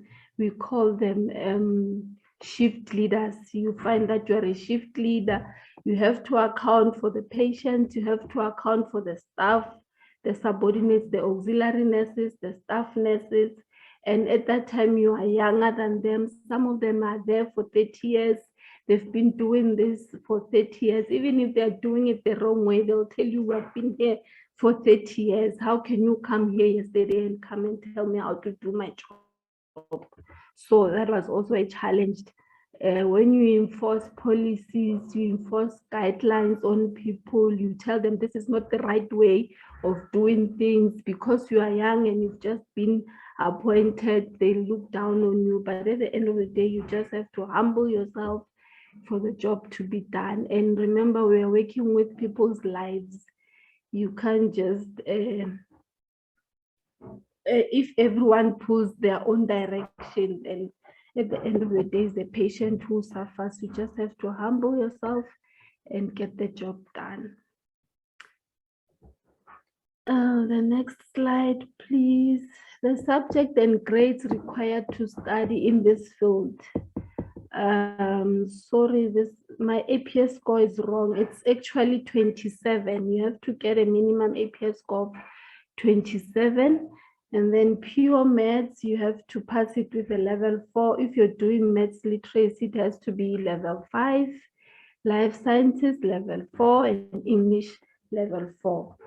So I don't know what they call physical science now. If you're also doing it, it will be an advantage. And the institutions offering this career, it's all universities in South Africa, and you can study a BCare degree there. And then you have SG Lawrence and Lasky colleges, Chris Hani Baragwanath campus, and Bonalisedi. And we had private colleges, but they are now closed. They also offer this diploma in nursing. And then other career paths, you can specialize in the faculty that you work in. I worked in psychiatry with a mental retardation patient. So if you work there, you can specialize in, you can advance in psychiatry. And then if you work in a clinic, you can also do your primary health care, which is a specialty for working in the clinics. You can be a lecturer at a college. You can be a travel nurse. As I mentioned, I'm working at DERCO. I'm working there as a travel nurse where we vaccinate travelers. And then you can also open your own practice. You can work at old age homes as a geriatric nurse.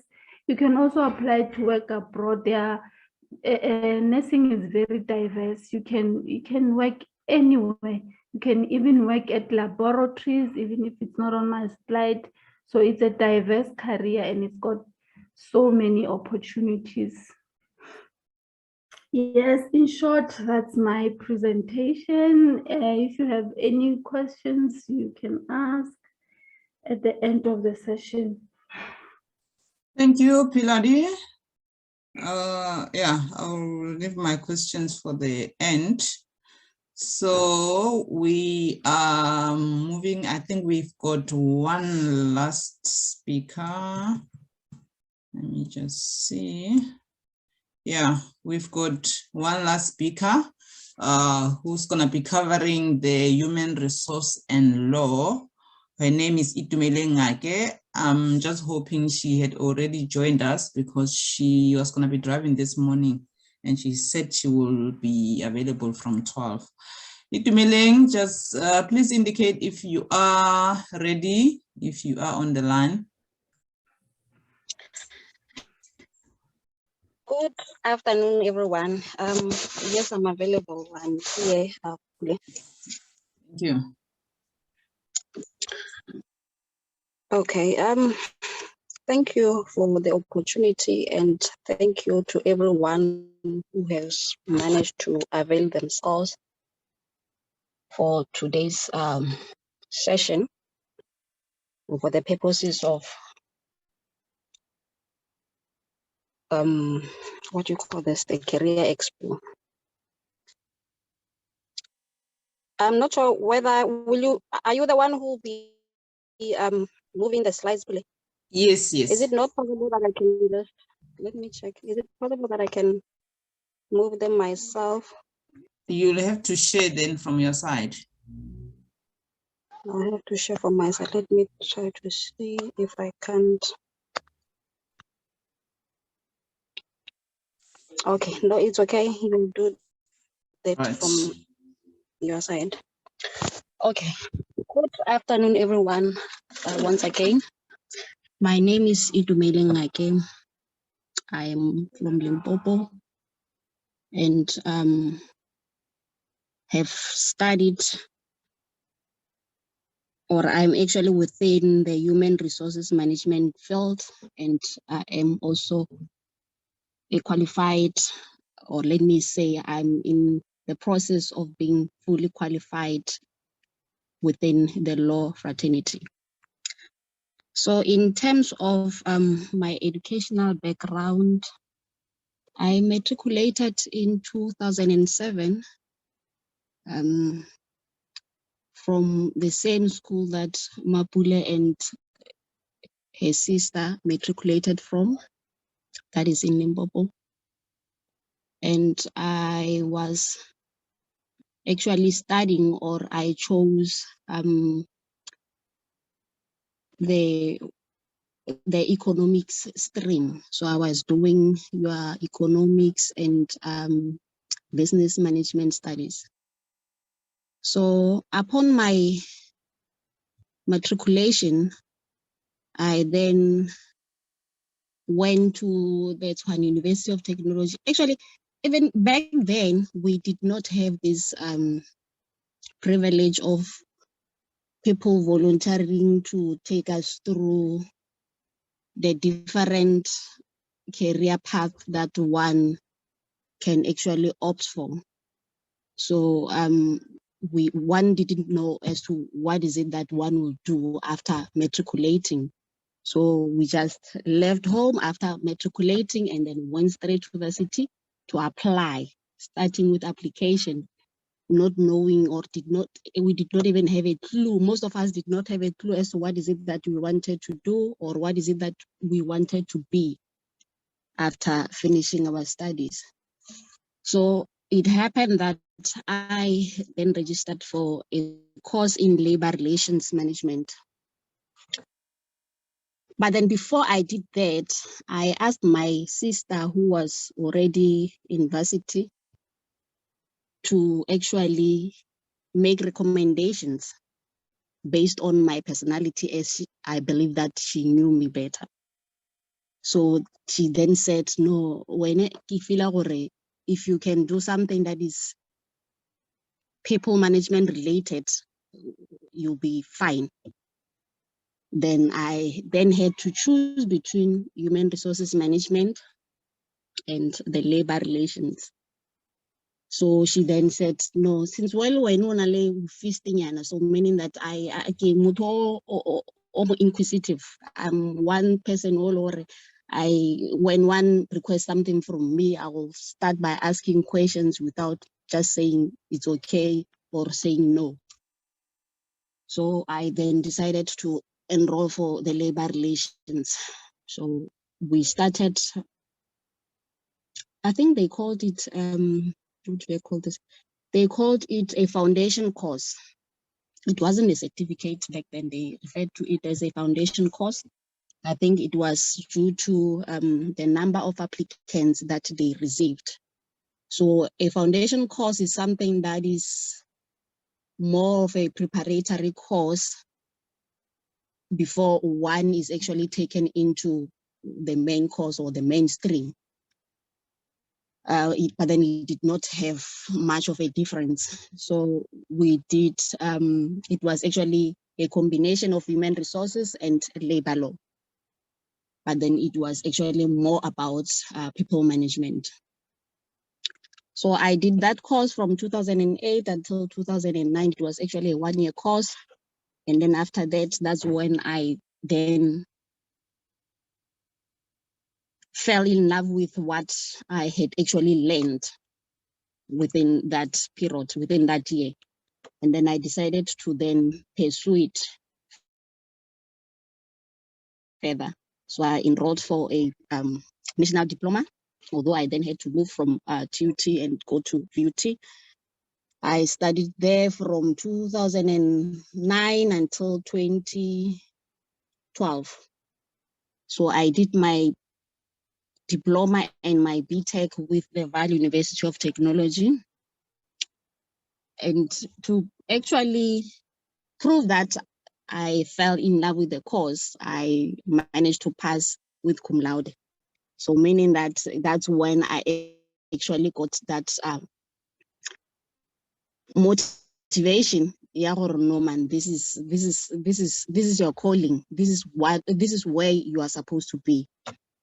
So from there, I left. I left the TUT, the VUT in that 2012. And then from there, I enrolled for LLB with UNISA.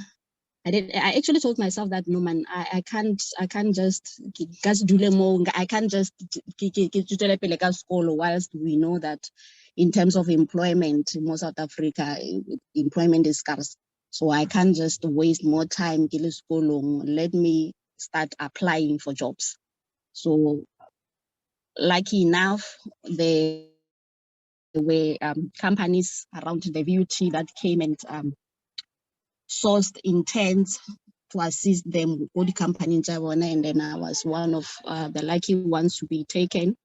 And then I started my career or my actually to work with Anglo. That was in 2012. I was actually within the same field. I worked there as an ER officer. That's when I actually started gaining my practical experience. My LLB, it took longer. The reason for that was that I had to then juggle between studies and work. And in between that, I also managed to get myself a BCom honors in human resources management.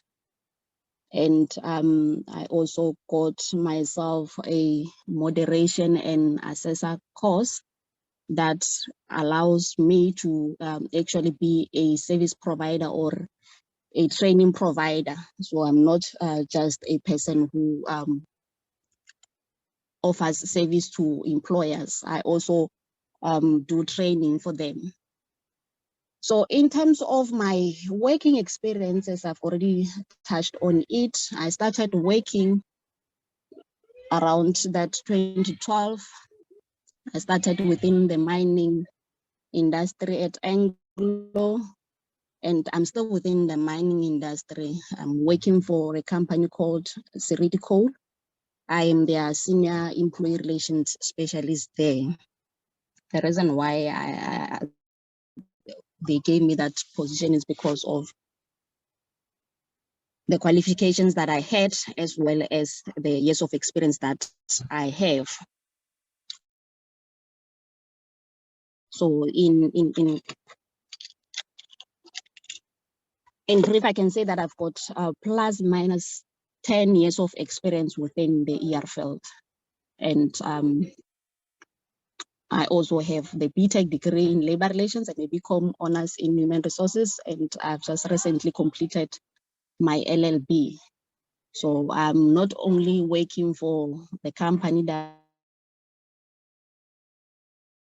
I hustle, I also have my own company whereby I provide training services to companies, different companies that requires the expertise in terms of human resources and advisory services within the HR spectrum. So even now when we speak, I'm currently in Cape Town. I was actually training the road accident fund employees, and I am also assisting them with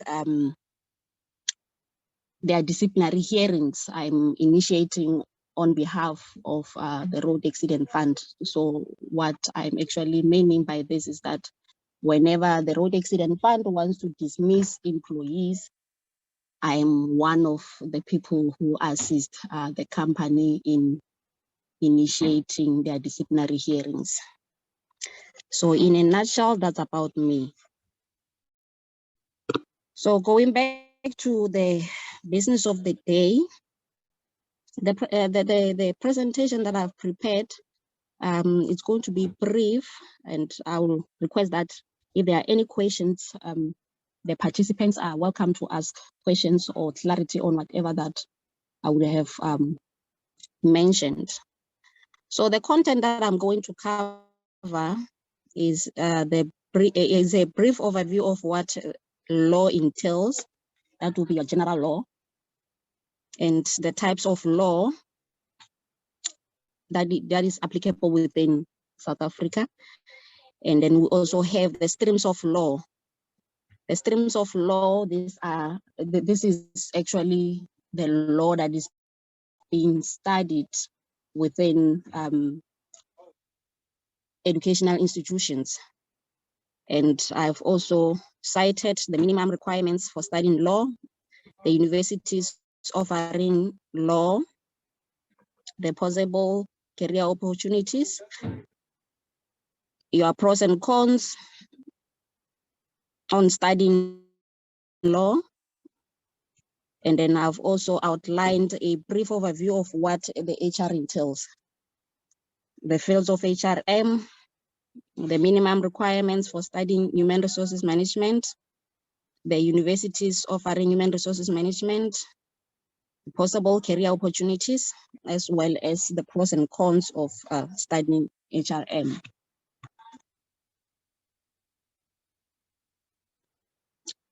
Okay, on the second slide, this is about describing the law. So the key purpose of law is to maintain law and order within the society and further to govern the state of South Africa or the state within which that law will be applying to. So in this case, we are within the Republic of South Africa, then we'll talk about the law that is applicable within South Africa. So to give effect to this aim, the one of maintaining law and order within the society, the statute enshrines rules and principles that promote justice and vouch for the creation of fair, just, and equitable outcomes on matters of national importance. In South Africa, the law that governs the citizens and those living within it is the Constitution. I'm sure all of us will know what the Constitution is. The Constitution is basically a book that contains all the rules that governs South Africans. So we have different statutes or different legislations. Your environmental health and your safety acts and your labor relations act. They all emanate from the Constitution. So the Constitution is the supreme law of the land, and as such, it prescribes that all laws, including the common law, is subordinate to it. This means that any rule of contract that conflicts with the Constitution is invalid. So what this is meant is that whichever law that is passed by Parliament, if it is found to be if it is found to be in conflict with the Constitution or what the Constitution prescribes, so meaning that the Constitution is actually, it prescribes the minimum or the standard in terms of what should actually the legislation take into consideration. Should the Constitution find out that the newly passed law that will be your legislation, if it does not confine to or adheres to what is prescribed by the Constitution, that will be deemed to be invalid. So the Constitution enshrines rights, obligations, limitations of all, and gave birth to legislations which are pieces of law that governs individual subjects. This is what I just explained now. So an example that I can further give is that I'll give an example of the family matters. Let's say in a family, we have got children, we have got parents. So parents are being governed by what we call Spouses Act. And then children, they are governed by what we call the Maintenance of Children's Act. And then we also have your Maintenance Act. So as I spoke about obligations and rights, all these pieces of legislation, they outline what the responsibilities of the parents will be towards their children. And subsequently so, it also outlines what the rights or what will be the limitations against those obligations. So another example that I can give will be that of property law. We have got examples that will be like your Evictions Act. An example that I can give there is, let's say you are a tenant. Just because you are a tenant, you are not the owner of the place that you are renting in. It does not mean that the person who's the owner can just do as they please against you. So meaning that even if you have failed to pay rent as per the contract, that does not permit them to just decide that since the 30 years has passed, let me just then chase you out of my property. No, there are steps or there is a procedure that the person needs to follow. So that is actually outlined within the Evictions Act. And then we also have the Municipal Act. This is an act that talks about what the properties that are within a specific municipality needs to adhere to. And then we also have workplace matters that are governed by your Basic Conditions of Employment Act, the Labor Relations Act, the Skills Development Act, your Employment Equity Act, your COIDA. This is as well as your Self-Health and Environmental Act. So what this workplace matters legislations talks about is more about the rights and the duties of the employer who has hired the employees, as well as the responsibilities of the employees who have been hired by the employer. So the rights are interlinked to the obligations. So as much as an employer has got a right to receive pay that the employer has promised to pay the employee also have an obligation to render their services or to do the job that the employer has hired them to do so. So meaning that if the employee does not do what the employer has hired them to do, the employer will then have a right not to pay that employee. And then we also have school proceedings, which are then governed by the Educational Act. So all these legislations must be read and applied in conjunction with the Constitution. This is what I've already explained, that whenever these legislations are passed, including their amendments and their bills, Parliament needs to ensure that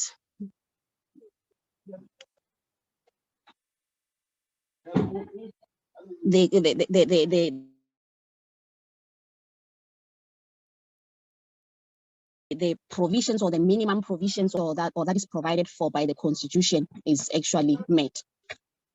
Otherwise, whatever that will be passed or whatever that will be included in the newly passed legislation will then be rendered to be invalid.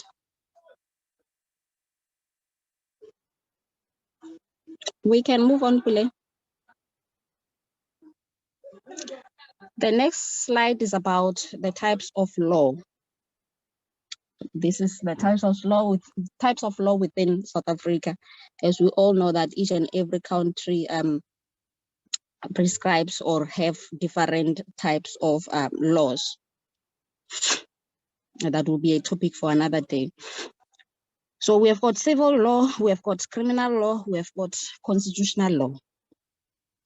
Civil law is about the law that is actually more about individuals.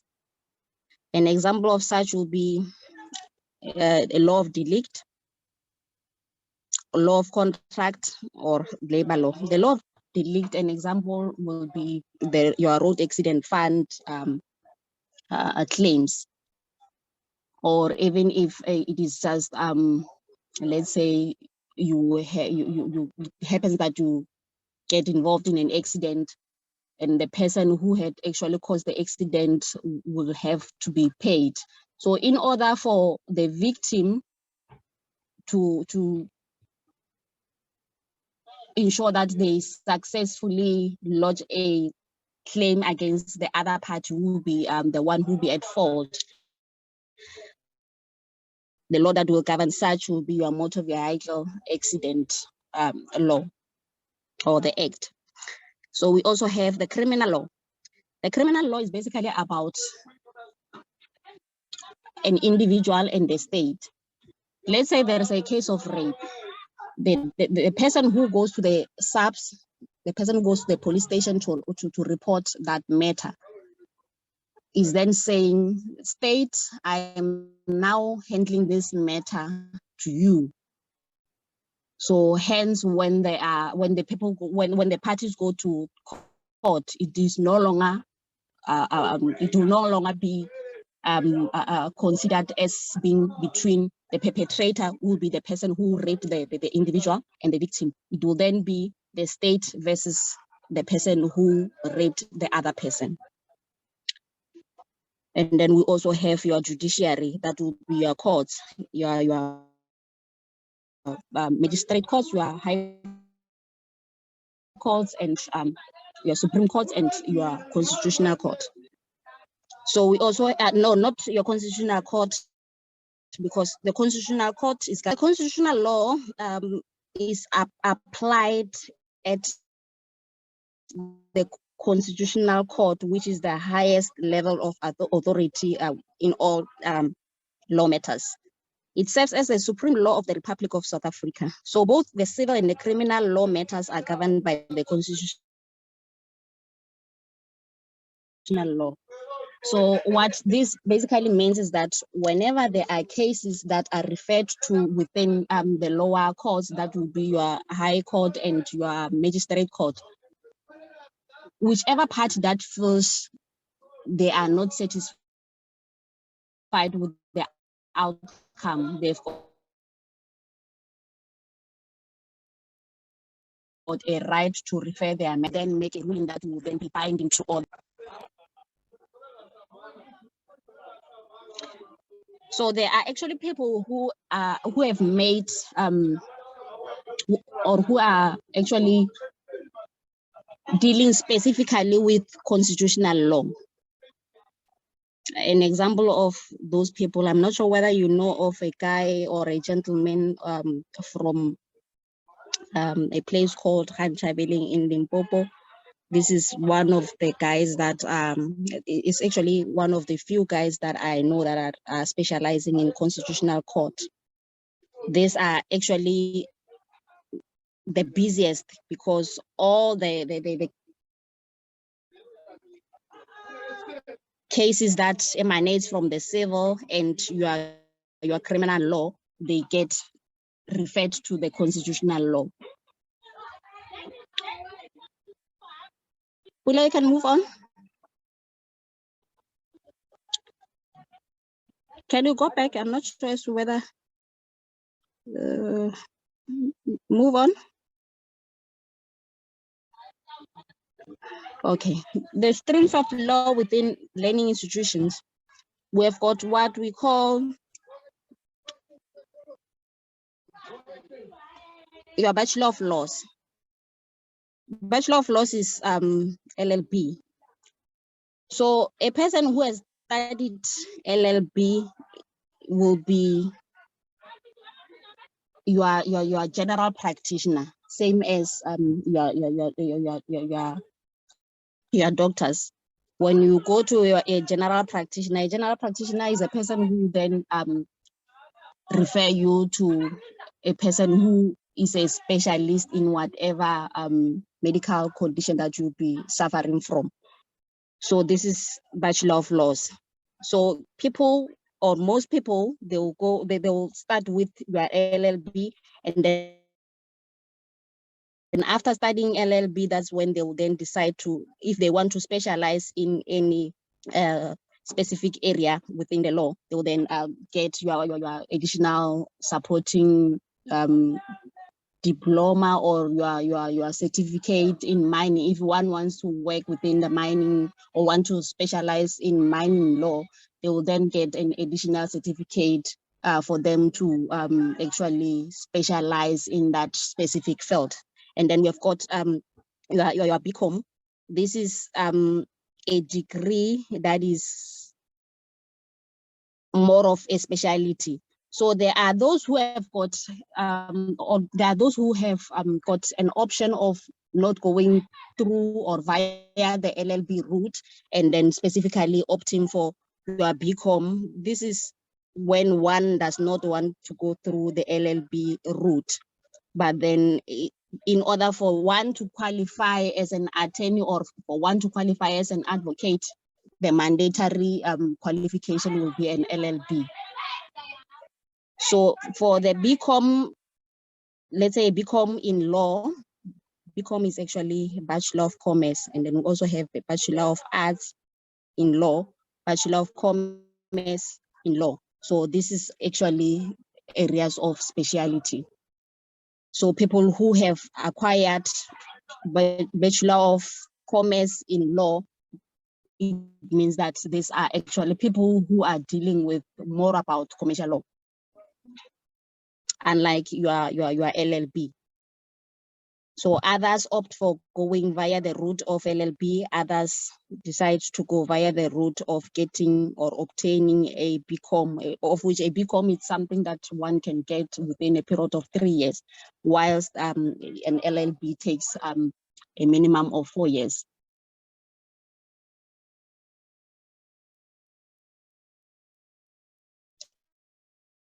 The minimum requirements for law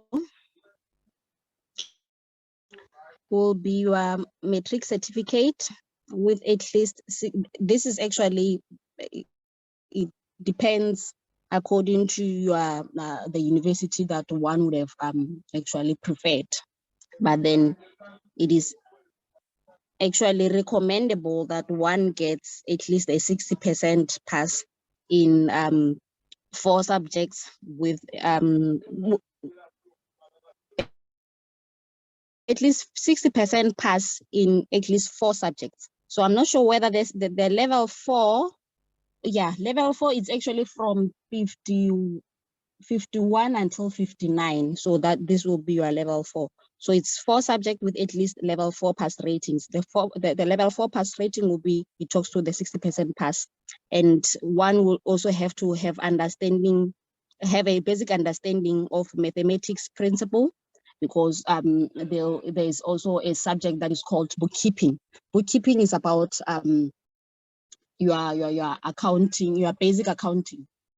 So in order for one to be an attorney or for one to be an advocate, since while one will be required to be or will be expected to send out invoices to clients, you need an understanding, or you need to have a basic understanding of calculations. The certificate in law, this is, there are others who opt for getting a certificate in law if they did not meet the required matric pass rate. Let's say you did not do mathematics in high school, like myself. I never did mathematics in high school, but then I was successful in enrolling for LLB. My prior learning, which is the other qualifications that I obtained prior to enrolling for the LLB, was considered that's the reason why they actually, I was successful in enrolling for the LLB. So a certificate is something that takes a minimum of a year, depending on one's, yeah, it basically takes a year. So this slide is about your personal attributes, qualities, and skills required for one to be successful in studying law.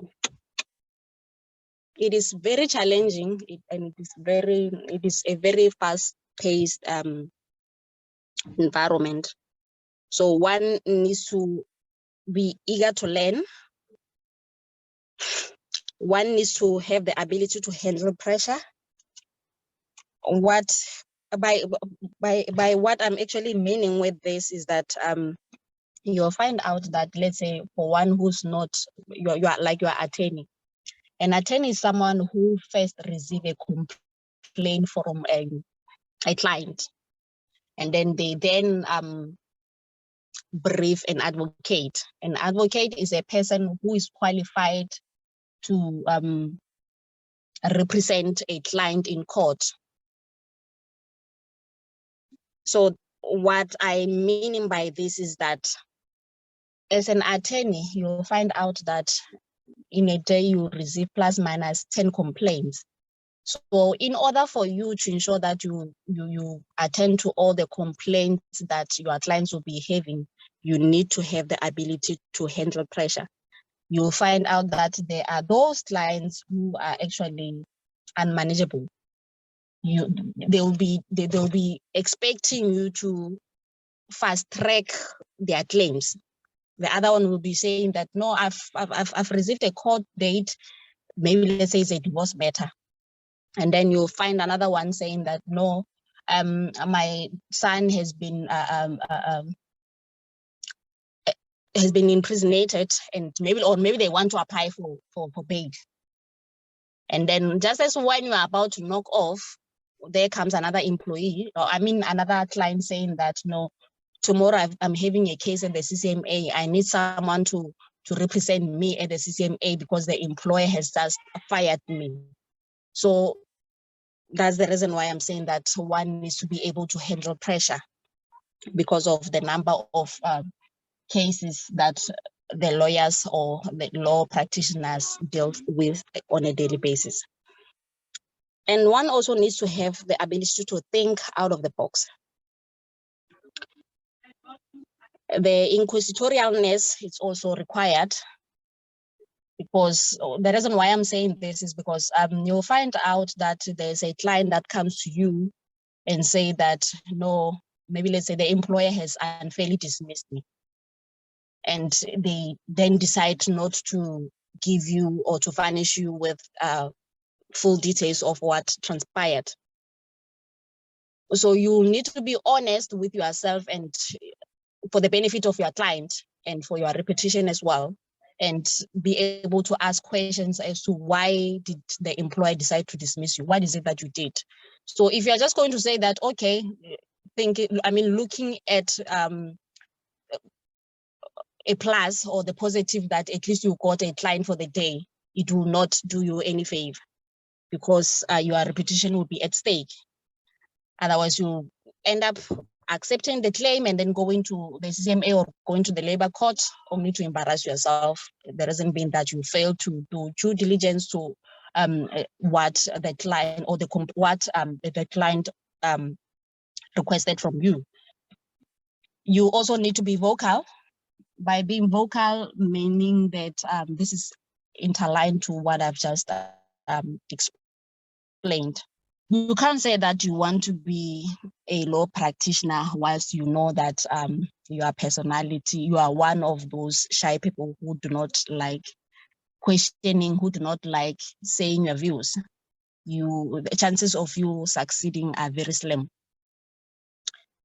You also need to be emotionally intelligent, because you deal with different personalities on a daily basis. Your court, your you are judges. I'm not sure whether any of you will be, were watching or following the Senzo Meiwa's case. If you did, I'm sure you saw how the judge of that court treated the accused advocate, which is Advocate Tefo. So you saw how calm Mr. Tefo was, or Advocate Tefo was.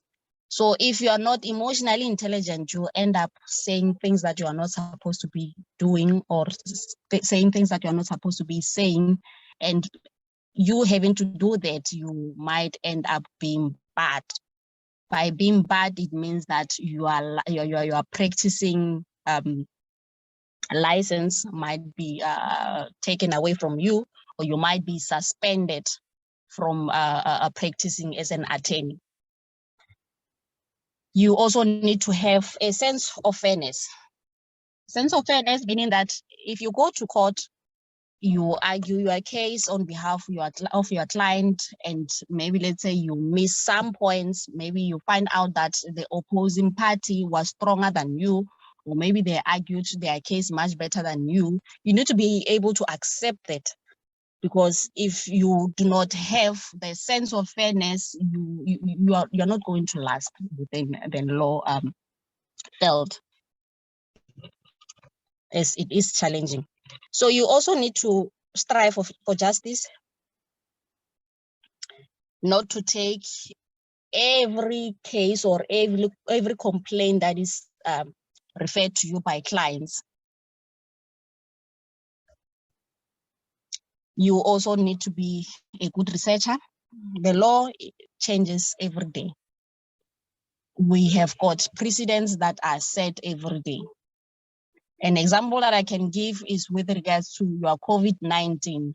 When COVID started, employers changed and said that, no, we want to introduce mandatory vaccine policies. And there is a case that actually paved the way last year, whereby an employee was dismissed for failing to vaccinate, not failing, but refusing to vaccinate. More recently, which is last month in June, there was a ruling that was made by the CCMA that employers are being unfair towards employees by implementing the mandatory vaccination. So hence I'm saying that you need to be a good researcher, because the law changes every day. You also need to be principle driven. We all know what we want. We all know what is it that we want to achieve. So do not look at, you don't have to be a person who's actually driven by money. By money meaning that you are looking at the claim without properly assessing the prospects of success on the case that you'll be working on. By that meaning that there are those attorneys who sometimes will cross the line by bribing your judges or attempting to bribe your judges. That is also a risk, because one, if people were to find out, or if that was to be publicized, one will also have also run a risk of being barred from practicing as an attorney. You also need to be disciplined. Discipline is very important. I believe that discipline is very important regardless of what career path one has actually chosen. So universities that are offering the law, universities that are offering law courses in South Africa will be your University of Cape Town, University of Venda, University of Limpopo, University of South Africa, University of Pretoria, your Rhodes University, University of Zululand or KwaZulu-Natal, University of Free State, University of Cape Town, University of Fort Hare. By law course, I'm referring to your Bachelor of Laws, the LLB, which is a minimum requirement for one to practice as an attorney, or for one to apply and end up practicing as an advocate. All other universities, like University of Johannesburg, these are the universities that offers your BCom in law. This is a 3-year course. So these universities that are outlined here are the ones that are offering the 4-year law course, LLB course. Fields of law, we've got commercial law. These are the people who are specializing in your contracts law. They are actually, in most cases, being appointed as businesses or company advisors or your secretaries. You've got labor law. Labor law is the one that I'm currently doing or practicing. This is actually more about litigation. You either be representing the employer or you'll be representing the employees. And then we've got tax law. We've got international law. We've got family law. We've got family law is, I think I've explained it earlier on. That is more about your household law, or the law that governs households, your maintenance, your Children's Act, your Spouses Act. We also have the Personal Injury Act, the Personal Injury Law, Law of Delict. The example that I gave earlier on is the Road Accident Fund.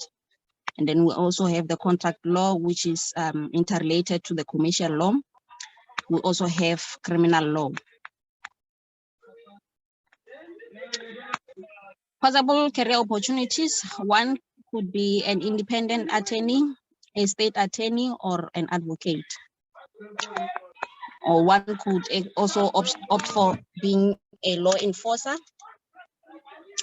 By a law enforcer, I'm referring to being a police official, a correctional officer, or an investigator. You can also be a successful magistrate of lower courts or that of higher courts. But then this will depend on the years of experience that you'll be having. Or you can also be a commissioner.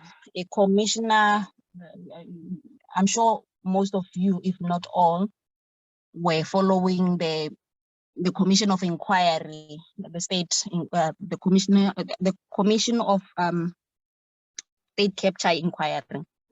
So for one to actually be a commissioner of such an inquiry, one needs to also be need to have obtained a law degree, or one needs to have experience within the law fraternity.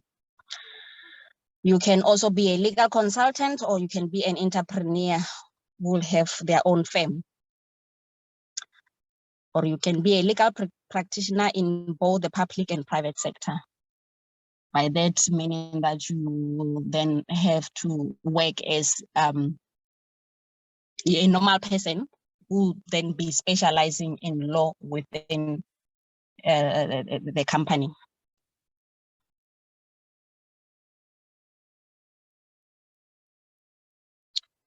We can move on, Bule. The process to follow on being an admitted attorney or a legal professional.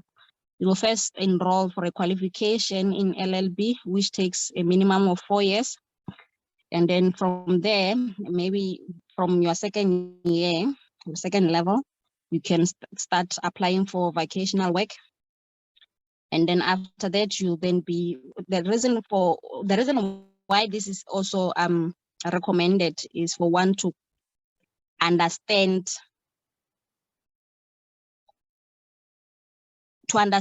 or to gain exposure on the practicals that or the practice of law, because at school we're only taught the theoretical part of law. And then after the vocational work, you will then, after completion of the LLB, then apply for a clerkship, which takes a period of at least 2 years. An alternative to that, if let's say you have acquired or obtained the LLB whilst working, like myself, I don't have time to go and do my articles, because me having to do the articles, it means that I will then have to resign from my work, and in order for me to obtain the 120 hours that is required. One can also attend at their respective university and do what they call practical legal training, PLT, which is a period of 1 year. And then after that, you then register your board for board examination. You'll be required to write 4 or to pass 4 modules, which will be bookkeeping that I earlier touched on. And then we've got estates. We also have attorney's practice, and then we also have court procedures. So after successful completion of the PLT, which is the practical learning training or the clerkship, and what we call the board exams, the candidate must apply to the High Court for admission as an attorney. So meaning that after you obtaining the qualification in LLB and also finishing your clerkship, you will then have to apply to the High Court for admission as an attorney. So this is a process that can take plus minus 6 years, or maybe let me just say a minimum of 6 years for one to finally end up being an attorney.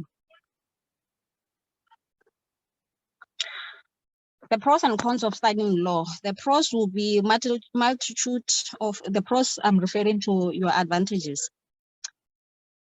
Multitude of career options, as I've already taken you through.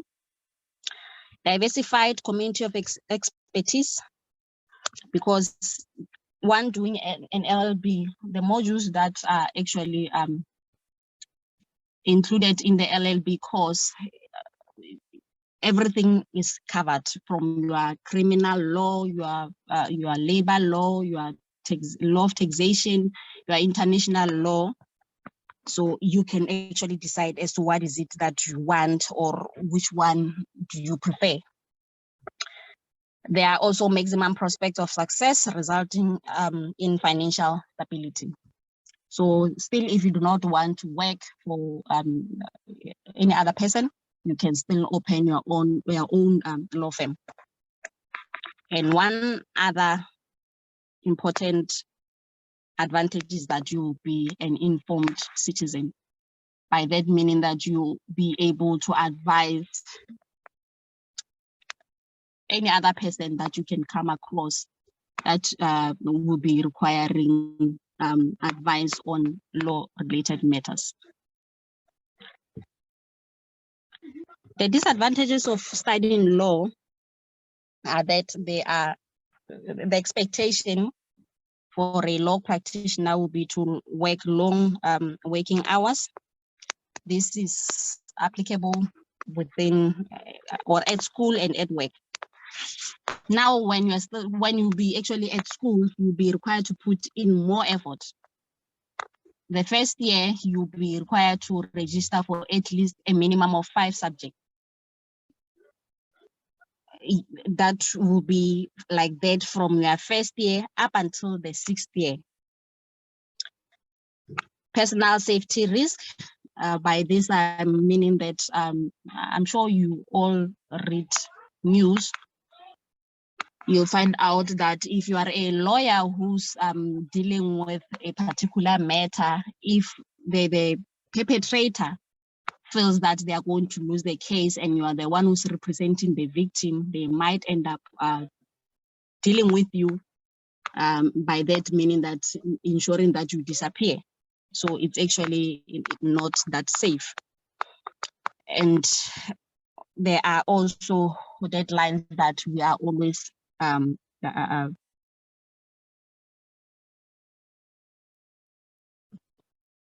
expected to meet. We are always expected to meet deadlines. There's actually a high level of pressure and the changing laws.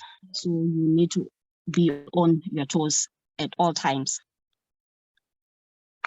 The client's demand, What I mean by this is that sometimes you work or you deal with clients who are unreasonable. They expect you to perform miracles or to do things that are impossible.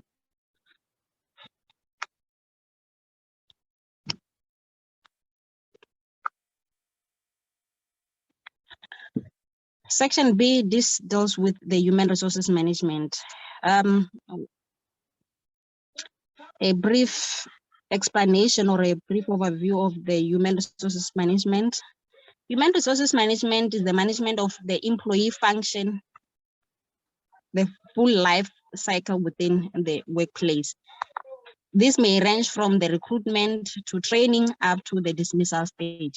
So human resources professionals within the workplace, they deal with what I've just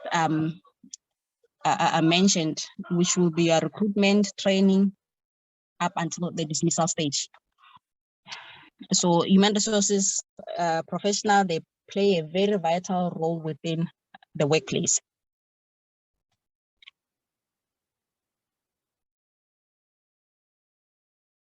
We can move on, Pule.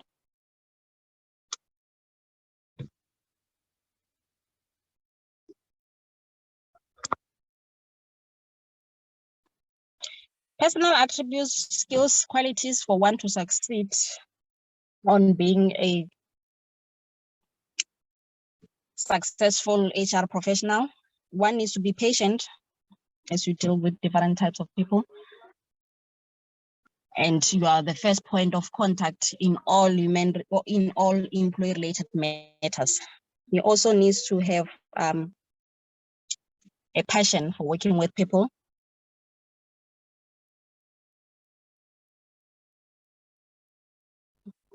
You also need to be highly organized, as you will be working with a high file count, meaning administration as well.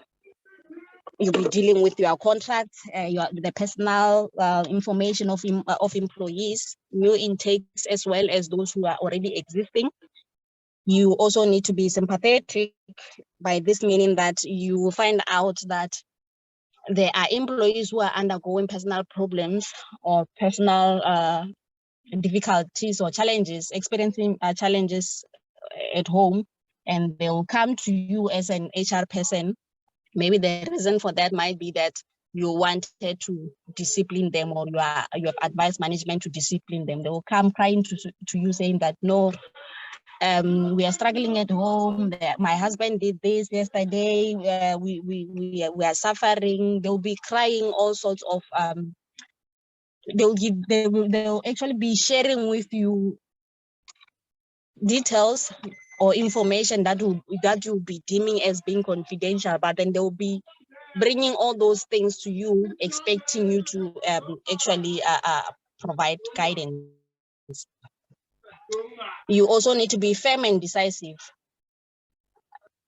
This is related to the one that I've just explained, because you'll find out that if you are too much sympathetic, or if you are too much emotionally involved in what the employees are saying to you, or the excuses that they are bringing to you every day, at the end of the day, you are the one who's supposed to make a decision. So if you are not firm, they will take advantage of that. And if you know that you are weak, that is one of your weaknesses, I wouldn't advise that you take the human resources field. You also need to be disciplined and principled. We know that HR professionals are always accused of selling jobs. The reason being that we all believe that they somehow have an influence in terms of recruiting. So if you are not disciplined, you find out that there's a position that is being advertised within the organization, and then someone will come, someone who does not even qualify for that specific job, and give you or offer you 20,000. And if you're not disciplined, you end up taking that money because you know that you need it, but then it will be a wrong thing for you to do because you'll end up getting used to that. You also need to be obedient. and as well as they have good problem solving and communication skills. You'll be required to communicate important information to the employees of the employer, as you'll be the first point of contact. So the requirements are per institution, but adequate 60% pass rate is recommended. Prior learning is at times acceptable for one to be an HR practitioner, which may be in a form of experience. I'm sure we all know that we know someone who's an HR personnel, but who does not have an HR qualification. The reason for that is that prior learning is considered. You'll find out that there's a person who was maybe, let's say, a shop steward, but they ended up being an HR practitioner. The reason for that is that the organization might have considered the fact that the person has worked with people, the person has worked with employees for the longest time, so they understand the ins and outs.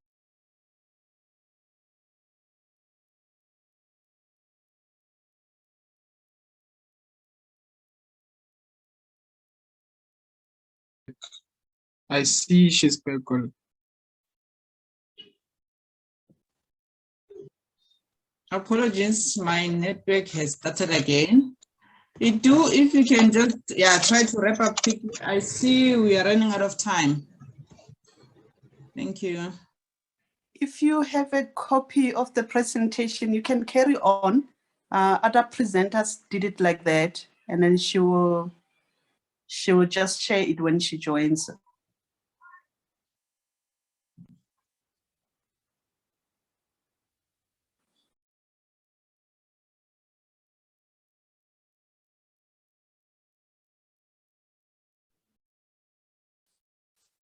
Madam? Can you, I think maybe we were on the second last slide. Okay. Oh yeah. Schools of people management. So when can one study and a human resources qualification, or where can one obtain a human resources qualification? One can do so at all South African qualifications authority accredited institution. So this is not only your universities. We also have colleges that are registered to provide the human resources qualification. The field of study within the people management will be your human resources management or your human resources development. We also have employee relations, labor relations or labor law, and we also have industrial psychology. We also have organizational development. So the list of qualifications that will dictate your position. We have a certificate that is a minimum of 1 year duration. We also have a national diploma, which takes a minimum of 3 years. We also have a BCom degree, which will be on your 4th year. Or if you start it from we have what we call a BTech, we also have what we call a BCom degree. So BCom, I know that at University of Johannesburg, it takes 3 years. And then as for BTech, it will be on your 4th year. It takes a year after you have completed your national diploma.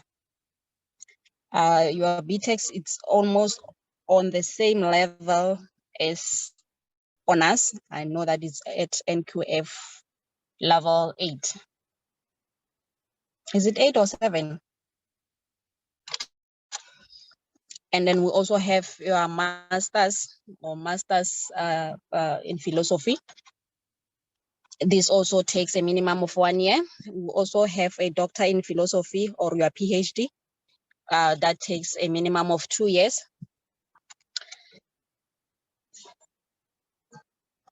And we have entry-level opportunities.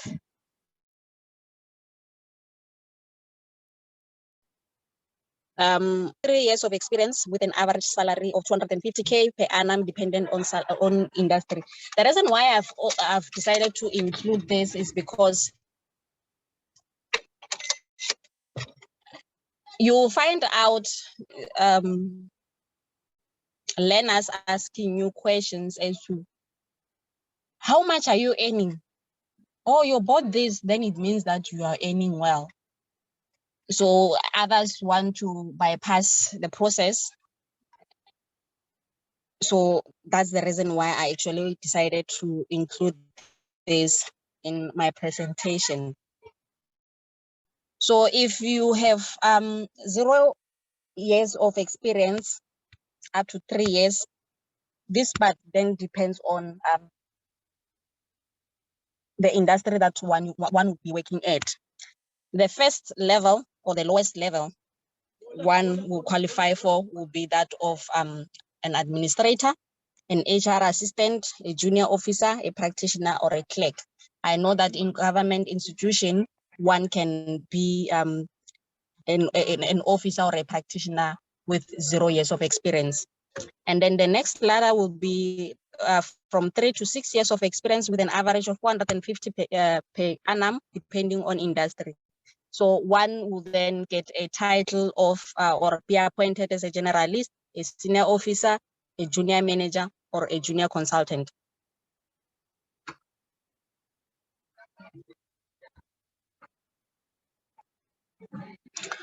And then the higher level will be your 6 to 12 years of experience with an average of 750K per annum, and this is also dependent on the industry that one will be working at. And then your job title there may be that of a specialist, a manager, a business advisor, an entrepreneur.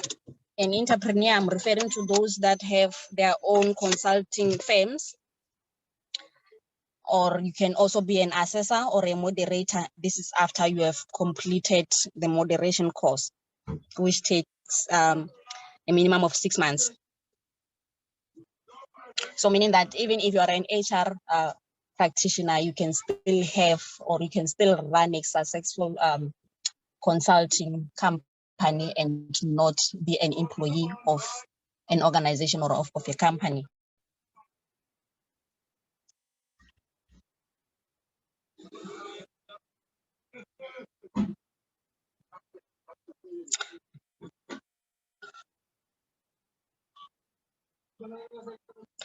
The advantages of working as an HR professional, obviously there are more, but then these are the 2 that I could think of. You'll have an influence in the management of the organization you are working for. And then you also have access to first-hand information. So if the employer or if the organization decides to close, or if it's deciding to close its doors, you'll be one of the first few people who will have that information or who will have that knowledge. If the employer is deciding to increase or to also give bonuses to the employees, you also one of the first people who have that knowledge. And then the disadvantages of such will be that people will rely on you when you do not have, even when you do not have the authority to make differences. And you also be the first to be blamed. This can either be by the management or by employees. So let's say if employees, they feel that maybe the organization or the employer does not want to give them performance bonuses that they feel that they've that they have worked hard for, they will put the blame on you as an HR personnel, not knowing that you do not make that decision. And the second disadvantage is that the salary is not that good unless you are experienced and or qualified. And lastly, attention to detail is expected at all times and is coupled with high level of pressure. If it's not recruitment, it will be you having to chase deadlines and month end when we have to ensure that all the payroll queries are attended to. So that will be the end of my presentation. So the words of encouragement that I can give to the future stars will be, one, it is important for one to know what they want, to be truthful to themselves, and also to stay focused. Lastly, not to be afraid to seek guidance from those you know might be knowing or having what you need. And also to prioritize and learn to be disciplined. Thank you for lending me your ears, everyone. Thank you, Tumeleng. Okay, she was our last speaker. So we will be moving on to the question and answers.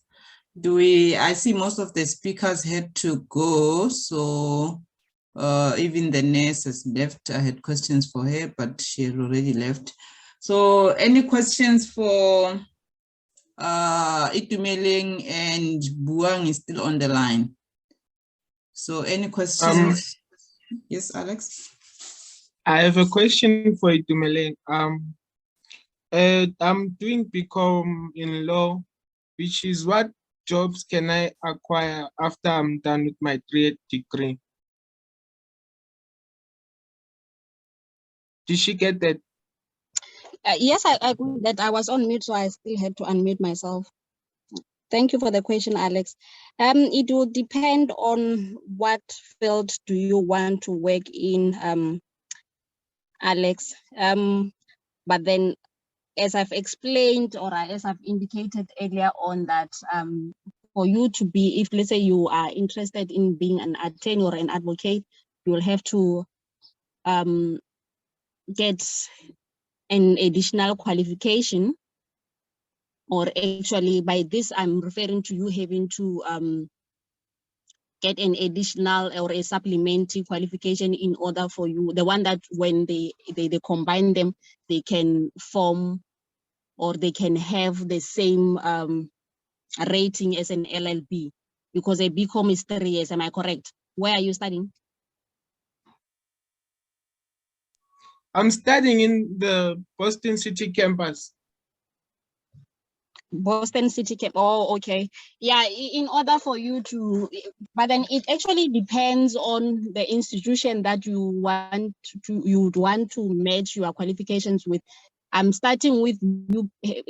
I'm saying this because I'm not sure as to whether are you interested in being an attorney or an advocate in future.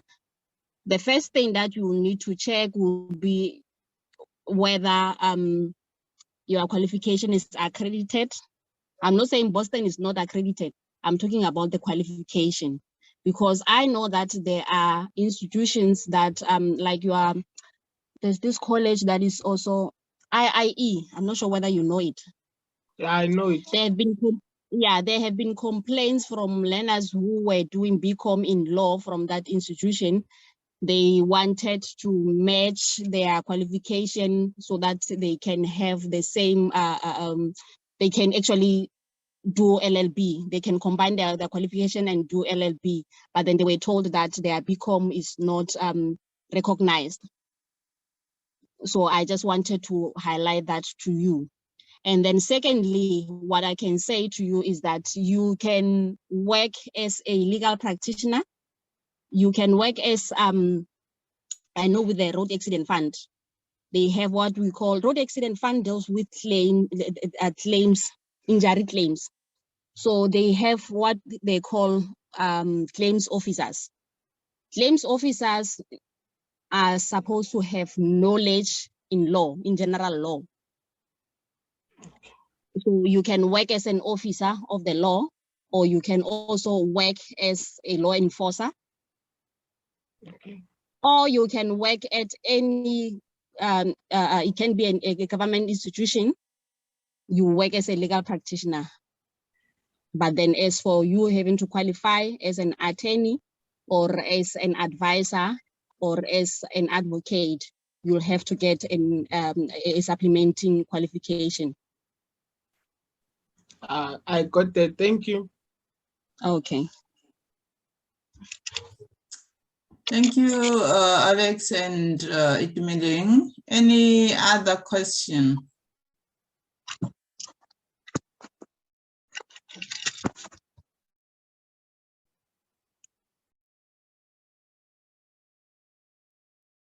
Right, if there are no more questions, then we are at the end of our session. Thank you everyone for joining us. Thank you for the speakers for allowing us to take some of their time or most of their day today. Thank you very much. And we hope you wouldn't mind helping next time if there's a need. This is really appreciated. And thank you for the learners and the parents who managed to join us. And also thank you, Alex, for agreeing to help, because today, my co-organizer had an emergency, so things were not as smooth. I wasn't prepared to run it alone, so yeah. And also the network didn't do justice to the whole thing. But I'm glad we managed to go through most of the presentation without hassles. So thank you everyone. Otherwise, we are Grow in Maths. Grow in Maths offers extra lessons for learners from any grade, and that is maths, physical science, and accounting. And these are our details. So you can find us as Grow in Maths on Facebook or on Instagram or also on LinkedIn. Our email is here, growinmaths81@gmail.com. Our partners are Education Support SA. They support learners by any means that that is possible within their reach. So they provide further career guidance, like individually, and they assist with applications, so things like that. So their contact details, you can also find them on Facebook. And their email address is edsap@gmail.com. Otherwise, thank you very much. So I'll share, once the video is downloaded, I will load it on YouTube and I'll share the link with everyone. You can share with the learners that did not manage to join. Thank you very much and enjoy the rest of your day. Thank you. Thank you. Thank you, bye.